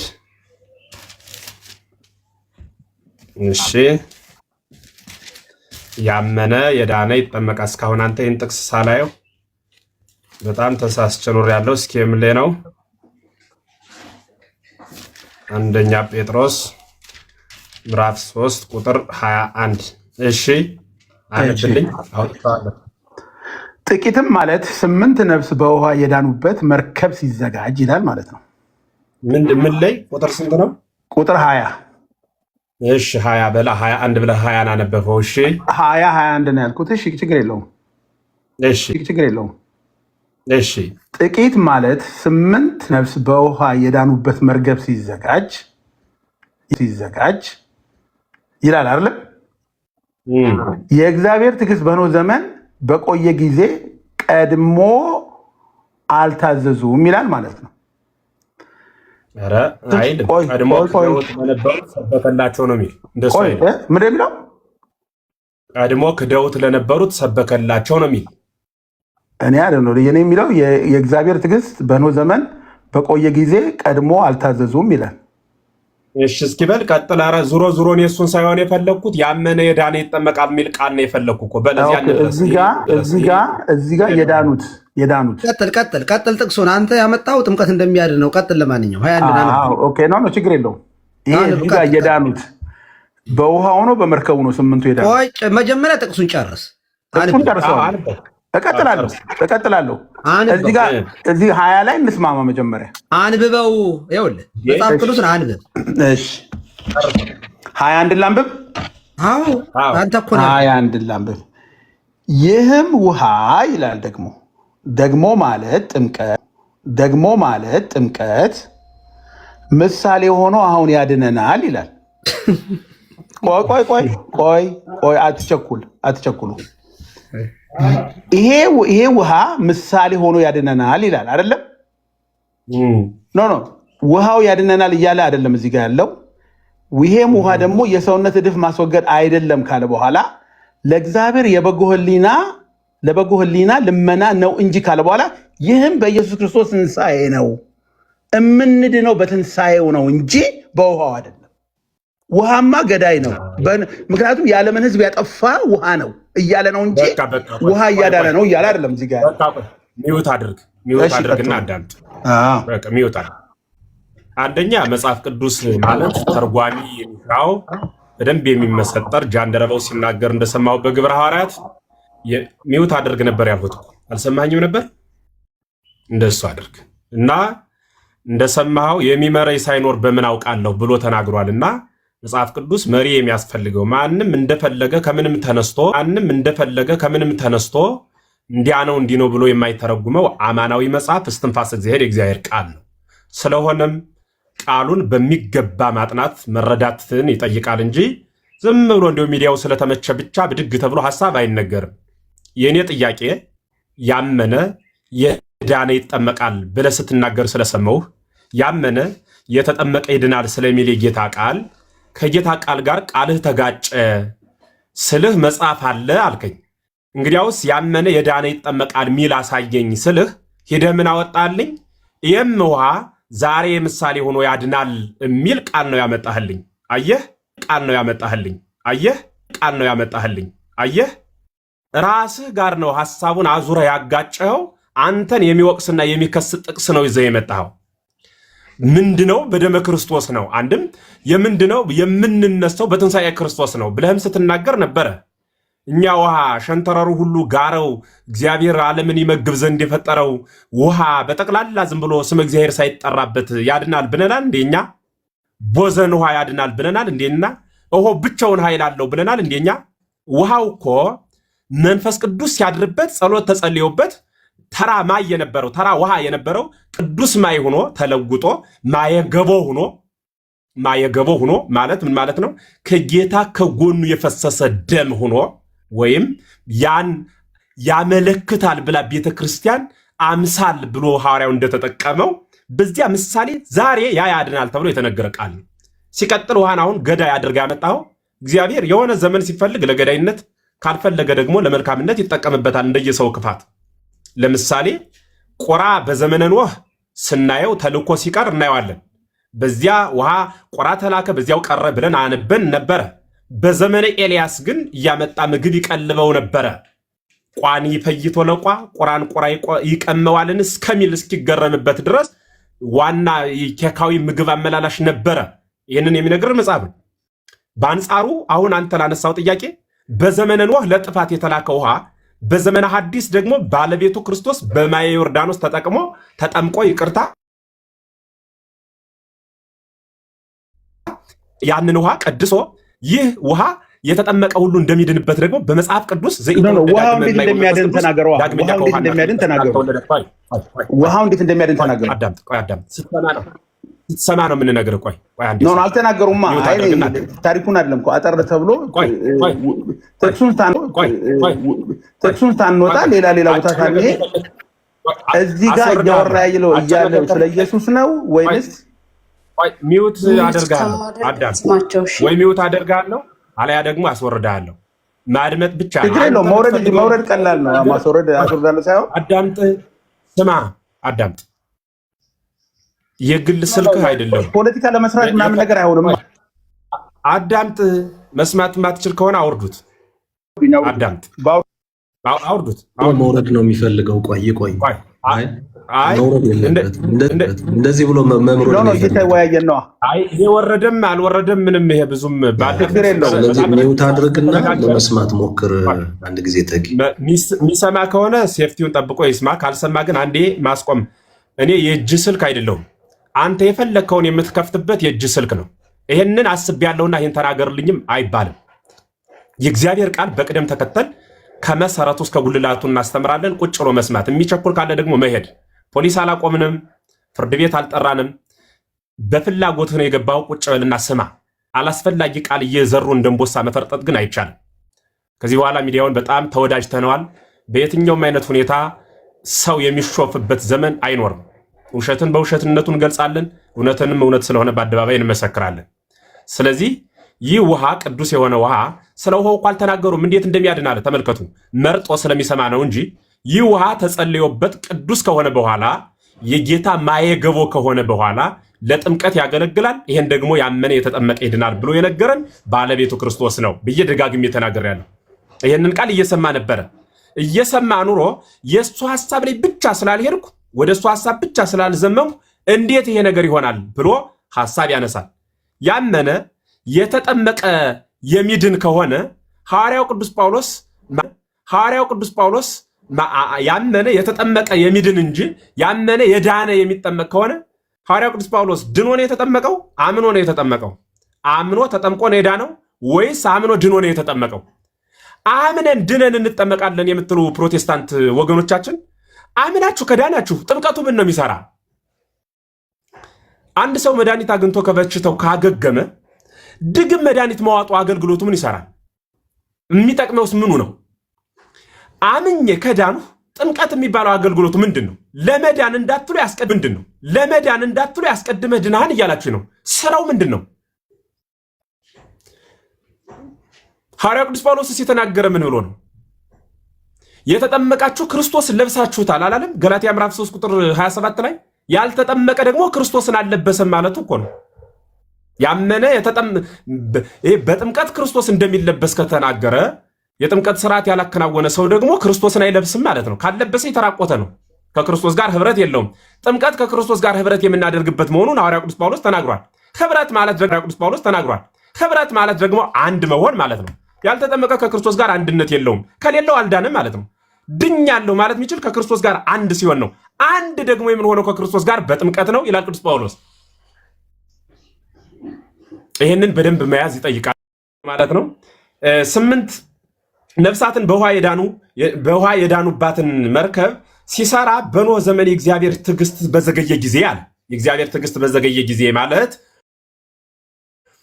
ፍርዱ ባልተፈጸመ ወይም ደግሞ ያ የፈረደው ፍርድ በሰዎች ላይ ባልተፈጸመ ጊዜ ቀድሞ ክደውት ለነበሩት ሰበከላቸው ማለት ገለጸላቸው። ወደ ክርስቶስ እንዲመጡ ኑ እግዚአብሔር እሺ በማለቱ ጊዜ በመስጠቱ ተመልሳችሁ ወደ ጥፋት አትግቡ፣ ኑ አብረን እንስራ፣ በመርከቧ እንትረፍ ብሎ ስብከተ ኖህን እያነሳ ነው። ከዚያ በኋላ ሰበከላቸው ካለ በኋላ አንድም ሐዋርያ ቅዱስ ጳውሎስ ማነው ቅዱስ ጴጥሮስ የተናገረበትን ቃል ከነገራቸው በኋላ ራሱ ማለት ነው አሁንም እኛ በዚያው አምሳል በጥምቀት ወይም ደግሞ በጥምቀት ያድነናል። በየት አምሳል? በዚያው አምሳል በጥምቀት ምን ይለናል? ያድነናል ነው የሚለው ቃሉ።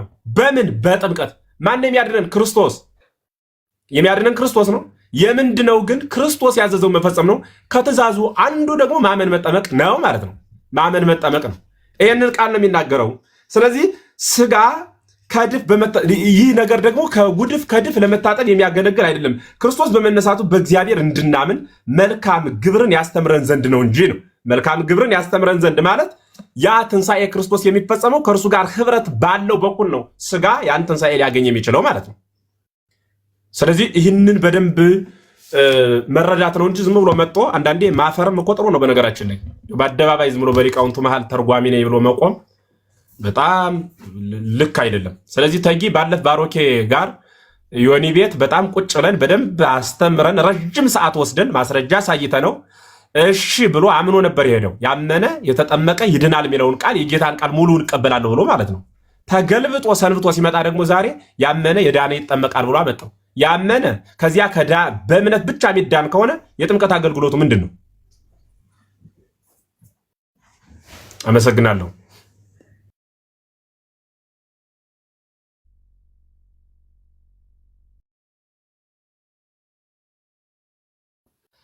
ቃለ ሕይወት ያሰማልን መምህር እግዚአብሔር ይስጥልን።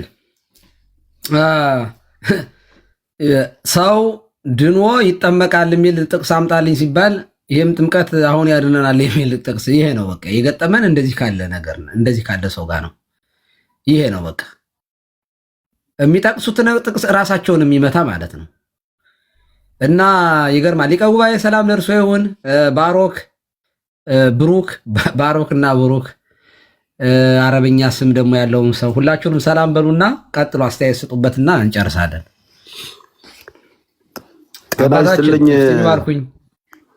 አባታችን እግዚአብሔር ፍታማይ ስራ ኃጢአት ይፍትኙ ባረኩኝ። ሁላችሁ መምህር ኤፍሬም ወንድሞች እህቶች ከታች ያላችሁ ሁላችሁ እንዴት ረፈዳችሁ? እንደየሰዓት አቆጣጠራችሁ እንዴት? እግዚአብሔር ይመስገን፣ እግዚአብሔር ይመስገን፣ እግዚአብሔር ይመስገን፣ እግዚአብሔር ይመስገን። እሺ ብሩክ ቀጥል። እሺ አባቶቻችን ይፍቱኝ ባርኩ ቀሲስ ሁላችሁም ሰላም ናችሁ? እንዴት አላችሁ? ቃለ ሕይወት ያሰማልን መምህር ኤፍሬም እግዚአብሔር ይስጥልኝ። ባሮክ አለ እንዴ? ጠፍተሃል እኮ ባሮክ። ባለፈው ድንቅ ስብከት ስትሰብክ ሰማሁ። እዚያ ዮኒ ማኛ ጋር ነው መሰለኝ። እንዴት አላችሁ? ቀሲስ ይፍቱኝ አወረድከው ዘረፍክ ነው የሚባለው የዚያን ቀን እንደ ቅኔ ማለት ነው። የእውነት ቆንጆ ትምህርት ነው ያስተማርክ። እያዳመጥኩ ነበረ፣ ስደነቅ ነበረ። ቃለ ሕይወት ያሰማለን። ደህና ነህ? እግዚአብሔር አምላክ ይመስገን። ቀሲስዬ እንዴት አሉልኝ? ይባርኩኝ ይፍቱኝ ይባርኩኝ የኔ አባት መምህርዬ ቃለ ሕይወት ያሰማልን። መምህር ኤፍሬም ሁላችሁም ሰላም ብያለሁ። ሞክሼ ማረይ መምህርም አሉ። ሁላችሁም እዚህ ውስጥ ያላችሁ እህቶች ወንድሞች ሁላችሁም ሰላም ብያለሁ። ከእግዚአብሔር ከአባታችን ከጌታችንም ከኢየሱስ ክርስቶስ ጸጋና ሰላም ከሁላችንም ጋር ይሁን። እንዴት አላችሁልኝ? መቼ ለታ የሚገርመው ነገር አሁን እንግዲህ የሆነች ነገር ነበብ ሲያደርግ የሚደግፈው የመሰለውን የተሳሳተውን ሀሳብ ይዞ መጣ። ቀሲስ ዲበኩሉም እንዳሉት ራሱን የሚመታውን ጥቅስ ይዞ መጣ። ቃል በቃል እያንዳንዱን ያመናቸው የነበራቸውን በቃ እንደዚህ ነው።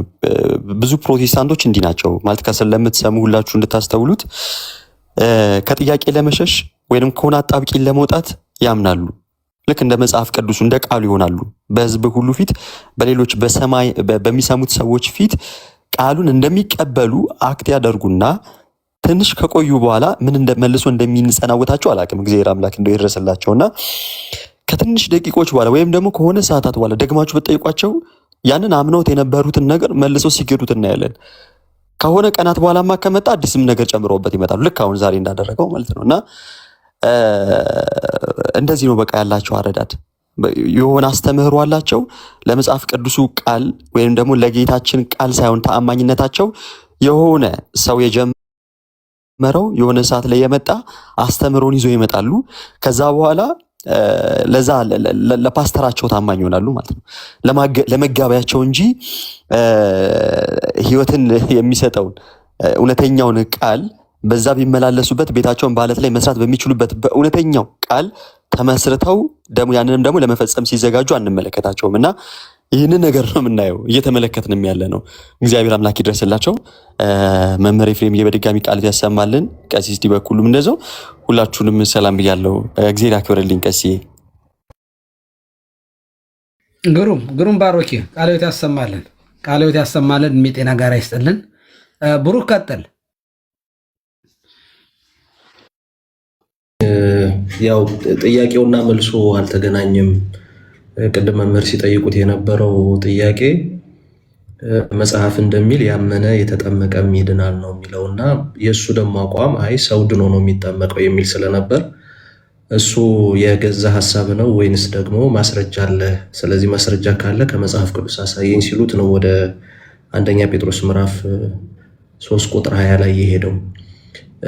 በነገራችን ላይ ክፍሉን የተረዳበትና ሊናገር የሞከረበት መንገድ ራሱ መምህር ኤፍሬም ለተነሱበት እውነት ማስረጃ ሆኖ የቀረበ እንጂ እሱ ለተነሳበት ስህተት ማረጋገጫ መሆን አልቻለም። ግን ክፍሉ ላይ በዋናነት ማስተዋል ያለብን ምንድነው? በጥምቀት ምሳሌ ሆኖ አሁንም ያድነናል ሲል ለምንድነው ከኖህ መርከብ ጋር ያገናኘው? ምሳሌውን ቅዱስ ጴጥሮስ ለምን አገናኘው ካልን እውነትም ያ ጊዜ የወረደው ውሃ ያጠፋቸው ሰዎች እንዳሉ ሁሉ በመርከብ ያሉትን ግን አንሳፎ አድኗቸዋል። ይሄ መዘንጋት የለበትም። ለምንድነው ታዲያ አሁን ከጥምቀት ጋር ምን ያገናኘዋል ካልን አሁን እኛ ጥምቀት ያድናል ብለን ስንናገር በቤተ ክርስቲያን የሚፈጸመውን ጥምቀት ነው ያድናል እያልን ያለ ነው። የዳኑት በመርከብ ውስጥ ያሉት እንደሆኑ ሁሉ ጥምቀት አሁንም የሚያድነው በቤተ ክርስቲያን ውስጥ ሲፈጸም ነው። ያ ውሃ ያጠፋቸው ሰዎች አሉ። እንደገና ደግሞ ኖህንና ቤተሰቦቹን በመርከብ አሳፎ አድኗቸዋል። ስለዚህ ስለ ጥምቀት ስናወራ ከቤተ ክርስቲያን ውጭ ሆኖ ሰው በአብ በወልድ በመንፈስ ቅዱስ ስም ጠርቶ ስላጠመቀ ብቻ ጥምቀቱ ሪጀኔሬሽን ወይንም ደግሞ ሪሚሽን ኦፍ ሲን ይሰጣል እያልን አይደለም። መፈጸም ያለበት ድነቱም የሚከናወነው በቤተ ክርስቲያን ሲፈጸም ነው። ቅዱስ ጴጥሮስም ነገርየውን የህብረ አምሳል ወይንም ታይፖሎጂካል አድርጎን ያመጣው እንጂ እንደው ጥምቀት አያድንም ለማለት የተናገረበት አይደለም። ጥምቀትን ደግሞኛ እንደሚታወቀው ከክርስቶስ ሞትና ትንሣኤ ጋር ህብረት የምናደርግበት እንጂ የምንነጥለው አይደለም። አንዲት ከሆነች ከክርስቶስ ሞት ጋር አንዲት ጥምቀት ተሰኝታ በዛች ከክርስቶስ ሞት ጋር በአንዲት ጥምቀት ህብረት እናደርጋለን። ሐዋርያው ቅዱስ ጳውሎስ ወደ ሮሜ ሰዎች በላከው መልእክቱ ላይ ምዕራፍ 6 ላይ ሲናገር የተናገረው ይሄንን ነው። የተጠመቅን ሁላችን ከክርስቶስ ሞት ጋር አንድ እንሆን ዘንድ እንደተጠመቅን አታውቁምን? ስለዚህ ጥምቀቱ ከክርስቶስ ደም የተለየ አይደለም። ጥምቀቱ ከክርስቶስ ሞት የተለየ አይደለም። ጥምቀቱ ከክርስቶስ ትንሣኤ የተለየ አይደለም። በጥምቀት የምናገኛቸው ጸጋዎች በክርስቶስ ሞትና ትንሣኤ የተገኙ ናቸው። ስለዚህ ሐዋርያው ቅዱስ ጳውሎስ ግልጽ አድርጎ ነው የተናገረው። ጥምቀትንም እኮ በነገራችን ላይ አንዲት ጥምቀት የምንለው ለምንድን ነው? ታላቁ ጎርጎርዮስ ሲናገር የክርስቶስ ጥምቀት ለምንድን ነው አንዲት የተባለችው? ምክንያቱም ክርስቶስ ለሁላችን ቤዛ ስለ ኃጢአታችን ደግሞ ማስተስሪያ ሆኖ ራሱን አሳልፎ የሰጠው በአንዲት ሞት ነው። ስለዚህ ከአንዲት ሞቱ ጋር ደግሞ ህብረት የምናደርገው በአንዲት ጥምቀት ነው ማለት ነው። ስለዚህ እኛ ኦርቶዶክሳውያን ምንጊዜም ቢሆን ስለ ጥምቀት ስናወራ እያወራን ያለነው ከክርስቶስ ደም ከክርስቶስ ሞትና ትንሣኤ ለይተን ሳይሆን በዛ መሰረትነት ላይ መሆኑን ማስተዋል ያስፈልጋል። ግን ለምንድነው ሐዋርያው ቅዱስ ጴጥሮስ ከኖህ መርከብ ከኖህ እና ቤተሰቦቹ መዳን ጋር ጥምቀትን ምሳሌ አድርጎ ያመጣው? ለምንድነው ካልን ቅድም እንዳልነው ነው። አሁንም ቢሆን ጥምቀት ሊያድናቸው የሚችለው ጥምቀት በቤተ ክርስቲያን ውስጥ እስከተፈጸመ ድረስ ነው። ለምን? በቤተ ክርስቲያን ያልተቋረጠው ክርስቶስ ለሐዋርያት የሰጠው ክህነት ስልጣን አለ። ያ ክህነት ያ ስልጣን ከሌለ መጠመቁ ያለዚህ ስልጣን ያለዚህ ክህነት መጠመቁ በራሱ ውሃ ውስጥ ገብቶ እንደመውጣት ነው። እድፍን እንደማንጻት እንጂ ለህሊና በጎ መንጻት እንደሚፈጸም ስርዓት ወይንም ደግሞ ምስጢር አይሆንልንም ማለት ነው። እና ቢቆይ ጥሩ ነበር። እኔ እንዳይወጣ ያልኩት ጉዳዩን ወደዛ ደረጃ ሲያሳድገው የነበረው መውጣት ስለፈለገ ነው። ምንም ግልጽ ነበረ።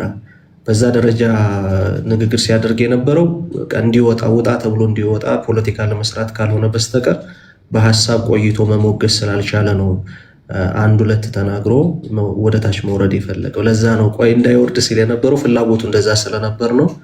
በድጋሚ መምህራችን ቃለ ሕይወት ያሰማልን። አመሰግናለሁ። እናመሰግናለን። ቃለ ሕይወት ያሰማልን። ብሩኬ እግዚአብሔር ይባርክ፣ እግዚአብሔር ይጠብቅህ። እናመሰግናለን።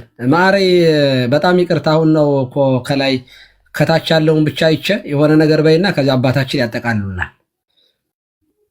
እንዴት ነሽ? ደህና ነሽ ወይ? እስልምና ላይ የምትሰራ በጣም ጎበዝ ልጃችን ናት። ቀጥይ የኔ ናት። እግዚአብሔር ይመስገን። ሰላም ክርስቶስ ይብዛላችሁ። ሁላችሁንም ሰላም ብያለሁ። መምህር ኤፍሬም ቃለ ሕይወትን ያሰማልን። እኔ በዚህ ላይ ኧረ ምንም ጨምረው መቀነሰው ነገር የለም። ብጨምር መቀነስ ነው የሚሆነውና ቃሎትን ያሰማልን ጸጋውን ያብዛሉት።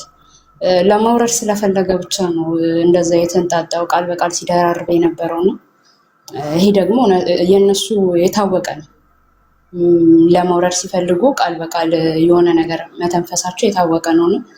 ኤኒዌይስ አምኖበት የነበረው ርዕስ ስለነበረ ዛሬ ክዶ ትንሽ ከዛሬ ሳምንት ልክ ባሮቴ እንዳለው አንድ ሳምንት ቢጨምር እርግጠኛ ነኝ ሌላ ቃል ነው ይዘው የሚመጣውና ምንም ማለት አልፈልግም። ወንጌልን መጀመሪያ ቢቀበሉ በርቤንት ቢያደርጉ መልካም ነው ለማለት ፈልጋለሁ። ቃሎትን ያሰማልን ጸጋውን ያብዛሉት መምህር።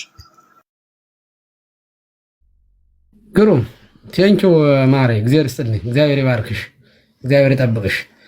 ሊቀ ጉባኤ ወደ እርስዎ ነኝ። እሺ ቀሲስ እግዚአብሔር ይስጥልን። እንዴት አዩአቸው? የጴንጤቆስጣልን ድነት አይጠፋም። እሺ አይጠፋም። እሺ ከዚያ ኃጢአት ብትሰሩስ? አይ ያመነ ሰው እንዴት ኃጢአት ይሰራል? ኃጢአት የሰራ ጴንጤ ስናመጣላቸው መጀመሪያም አልዳነም። አንደኛው ይሄ ነው የሚሉን። አይ መጀመሪያም አልዳነም ነበር። ኦኬ። ስለዚህ አንድ ሰው ሲአምኖ መዳኑ አይታወቅም ማለት ነው። ማረጋገጫ የለውም። በነገራችን ላይ ባሮኬ ሌላቻቸውም ሌላ ጊዜ ስትገቡ ድነሃል አልዳንክም ብላችሁ ጠይቋቸው። ጴንጤዎችን ድኛለሁ ይላቸዋል። እኛን ነበር እንደዚህ ድኛለሁ ይላል። ኦኬ የዳነ ሰው ኃጢአት ይሰራል አይሰራም? አይ ሲጀመረ ስራ እኮ የዳነ ሰው እኮ ስራ ሊሰራ እኮ ነው። የዳነ ሰው ኃጢአት አይሰራም። ኃጢአት ቢሰራስ መጀመሪያም አልዳንም ነበር ይሏቸዋል። ድኛለሁ ያለው ሰውዬ ከተወሰነ ደቂቃ በኋላ ተገልብጦ መጀመሪያም አልዳንም ነበረ። ስለዚህ ኃጢአት ሲሰራ መጀመሪያ አልዳንም ነበር ከተባለ ጴንጤ መዳንና ለመዳኑ አይታወቅም ማለት ነው። ማለት ቸርቿ አታረጋግጥም ማለት ነው። ወደፊት ኃጢአት ሊሰራ ይችላል። ስለዚህ ኃጢአት ሲሰራ አልዳንም ማለት ነው። አያችሁ ወረዱ አባታችን። ይሄ ነገር አይተዋል። ባሮክ ተረታችሁታል? ይሄንን አካሄድ እኮ ይኸው ኃጢአት አይሰራም አለ። ከኃጢአት ሰራ። ከዚያ አይ መጀመሪያ አልዳንም ነበር የሚል ሰዎች አልገጠሟችሁ? ስለዚህ ኃጢአት ሊሰሩ ስለሚችሉ መዳናቸውን እርግጠኛ አይደሉም ማለት ነው። በነገራችን ላይ ውስጥ አጸደ ወይኑ በራሱ እኔ እኮ በጣም የሚገርሙኝ እነሱ ጋር መግባባትም ለክርክርም እንዲው ለጊዜም ትንሽ ሐሳብም ለመለዋወጥ የሚያመች እኮ ከመጽሐፍ ቅዱስ ውጭ በሆነ ዝም ብሎ ፖለቲካዊ ይዘት ስናወራቸው ነው እድሜ የምናራዝምላቸው እንጂ መጽሐፍ ቅዱስን መሰረት አድርገን መጥቀስና ማንበብ ከጀመርን በፍጹም የማይወጡበት ጉድጓድ ነው የሚገቡት። ለምሳሌ ጌታ ሲናገር በሉቃስ ወንጌል ምዕራፍ 13 ቁጥር 6 ጀምሮ ሲናገር እንዲህ ይላል፣ ወመሰለሎሙ ወይቤሎሙ አሐዱ ብእሲ ቦቱ በለስ ውስተ አጸደ ወይኑ እምርት ይላል። ምን ማለት ፈልጎ ነው? በእንትኑ በዚህ በአጸደ ወይኑ ወይም ደግሞ በወይኑ መሬት በዚያ ውስጥ የምትኖር አንዲት በለስ ወይም ደግሞ ወይን ነበረችው ይላል። በዚያ በበለስ ቦታው ውስጥ የምትኖር በአጸደ ወይኑ ውስጥ የምትኖር አንዲት በለስ ነበረች። የቱ ውስጥ? አጸደ ወይን ማለት ነው። ያቺ ቦታዋ የተባለች ቤተክርስቲያን ናት። በዚያ መካከል ያለ የተባለ ደግሞ ክርስቲያን ነው። ይህንን እነሱም እንዲህ ብለው ነው ሊያምኑት የሚችሉት፣ ሌላ ምንም አማራጭ ስለሌላቸው ማለት ነው። ምክንያቱም ጌታ በምሳሌ ስለሆነ የተናገረ። ከዚያ በኋላ ይቀጥልና ምንድን ነው የሚለው? ያቺ በዚያ ውስጥ ያለችዋ ተክል እየተመላለሰ መጀመር ሰው ቀጠረባት። ከዚያ በኋላ እየተመላለሰ እየመጣ አያት፣ ፍሬ ግን አላገኝባትም ይላል። ሁላችን በሚያግባባን አማርኛ ፍሬ አጣባት። ወሶበ ኢረከበ ይቤሎ ለአቃቤ ወይን ናሁ ሳልስ የክረምት እንዘ እመጽ እንሳ ፍሬሃ ለዛቲ በለስ አለው። እነሆ ሶስተኛ ከዚህ በለስ ፍሬ ፍለጋ አሁን ስመጣ ሶስተኛ ነው አለ። ሶስተኛ ተመላለሱ፣ ፍሬ ግን አላገኘሁባትም። እንከሰ ግዝማ ከመሬት አጽረ ምድረነ አለው። አሁን ምን ብለው ሊተረጉሙት ነው? ከዚህ በኋላ ፍሬ ስላላገኘሁባት መሬታችን እንዳታበላሽ ቆረጣት ብሎ አለው ይባላል። ሃይማኖት የላትም እንዳንል ቤተክርስቲያን ያለ ሰውዬ ለመቆረጥ ያበቃው እኮ ድህነቱን ስላጣ ፍሬ ስላላፈራ ነው። ፍሬ ስላላፈራ መልካም ስራ ስላልሰራ ወይም ተሳዳቢ ስለሆነ ድህነቱን አጣ ማለት ነው። ስላጣ ከዚህ በኋላ ቆረጥ እንከሰ ግዝማ ከመታ ጽር ምድረን የሚል ቃል ተረ እንግዲህ ወዲህ ምድራችን እንዳታቦዝንብን ቆርጠ ጣላት የሚል ቃል ተነገረ። ዋውሳ አቃቤ ወይን ያም የጠብቀው ሰው እየመለሰ ወይ ቤሎ ህድጋ እግዚኦ ሐሪፈኒ አቤቱ የዘንድሮን ተዋት ብሎ ለመነ። እስከ ከሪ መሬት ወዲ ወእኩ ድኳ ታይቴሃል በስሯ ስታስታቅፋት እስከ ኮተኮታት የሆነ ነገር እስካደርጋት ድረስ እባክህ ተጨማሪ ጊዜ ስጠኝ ብሎ ለመነ ይላል። የሚለምነው ማን ነው? ቅዱሳን መላእክት ናቸው። አንድም አበ ነፍስ አባት ነው። አንድም ቅዱሳን አበው አባቶቻችን ናቸው። ይህ ምልጃ ነው። ምልጃ ነዘ ላይ በደንብ ቃሉ ይናገራል። ያለምንም ጥርጥር በየትም ሳልሄድ ያች ቆራጣት ከዚህ በኋላ ያለ ቤቴ ላይ ሆና የምትቀልድ ድህነት ግን የሌላት ምኑ ላይ ነው የተተከለች? አጸደ ወይን ቤተክርስቲያኑ ላይ ያለች ድህነት መጣጣቱን ጌታ እኮ ነው የተናገረ በምሳሌ። እንዲያው እኮ ግሩም ነው እና የምንብለው ሊተረጉሙት ነው። ሌላውም በጣም ብዙ ማንሳት ይቻላል እግዚአብሔር በሚያውቅ እና ድህነት አይታጣም ማለት ምን ማለት ነው? ይሁዳ ድህነቱን አላጣም እንዴ? ከ12 ሐዋርያት አንዱ ሆኖ ቅዱስ ሥጋውን ክቡር ደሙን እኮ አብሮ ተቀብሏል እኮ። ሲመላለስ ነበር እኮ በኪደተ እግሩ ምድር ሲቀድስ አብሮት፣ ግን አጦታል እስከ መጨረሻው ስላልጸና። ሐዋርያው ዮሐንስ ምንድን ያለው? አዲ ይተአምረ ለነ ከመምንተ ንከውን አይደል ያለ። ገና መጨረሻችን ምን እንደምንሆን አልታወቀልንም አለ። ልወድቅ እችላለሁ ማለት ነው። ሐዋርያውስ ምንድን ያለ ቅዱስ ጳውሎስ? ማንም የቆመ ቢመስለው እንዳይወድቅ ይጠንቀቅ ማለት ነው ማለት ነው። ቆሞ በሁለት እግሩ ሊወድቅ ስለሚችል አቋቋሙን ያስተካክል ማለት ነው። ሐዋርያው የተናገረው ስለ መቆም ወታደራዊ አቋም ስለ ጉዞ ነው የተናገረ እንዴ? የቆመ ቢመስለው ማለት ያመነ ቢመስለው በቤቱ የጸና ቢመስለው ኃጢአትን ከሰራ ይወድቃልና ይጠንቀቅ እኮ ነው የተናገረ። እስከ መጨረሻው የሚጸና ያለ ጌታ ምኑን ነውና እንግዲያ ካመናችሁ በቂ ነው እዚህ በኋላ ብሏል ጌታ። እስከ መጨረሻው የሚጸና እኮ ነው ያለ። እስከ መጨረሻው አቋርጦ የሚወጣ ያገኝም ማለት እኮ ነው። ስለዚህ እንዲው ምን እንላችኋለን? እግዚአብሔር ልብ ይስጣችሁ። እንዲያንበል እንጸልይ። አይ ጸሎት ነው የሚያስፈልገው በእውነቱ። ቃለ ሕይወት ያሰማልን። እኔ በጣም እንዴት እኔ ከዚህ በኋላ አይዶን ነው እንዴት ማውራት ከነሱ ጋር እንደሚቻል በምንም እኮ ያለ መረጃ ስለሆነ የሚያወሩት መጽሐፍ ቅዱስ ላይ ስንጠቅስ በራሳቸው ይተረጉሙታል፣ በራሳቸው ያብራሩታል። ማን ነው እንዲህ ብሎ የተረጎመልህ ሲባሉ መጽሐፍ ቅዱስ ራሱ እንደዚያ ነው በቃ። እና በጣም ችግር ነው። ለማንኛውም ሊቀ ጉባኤ ይቀጥሉ። እሺ ቃለ ሕይወት ያሰማልን መምህር ኤፍሬም።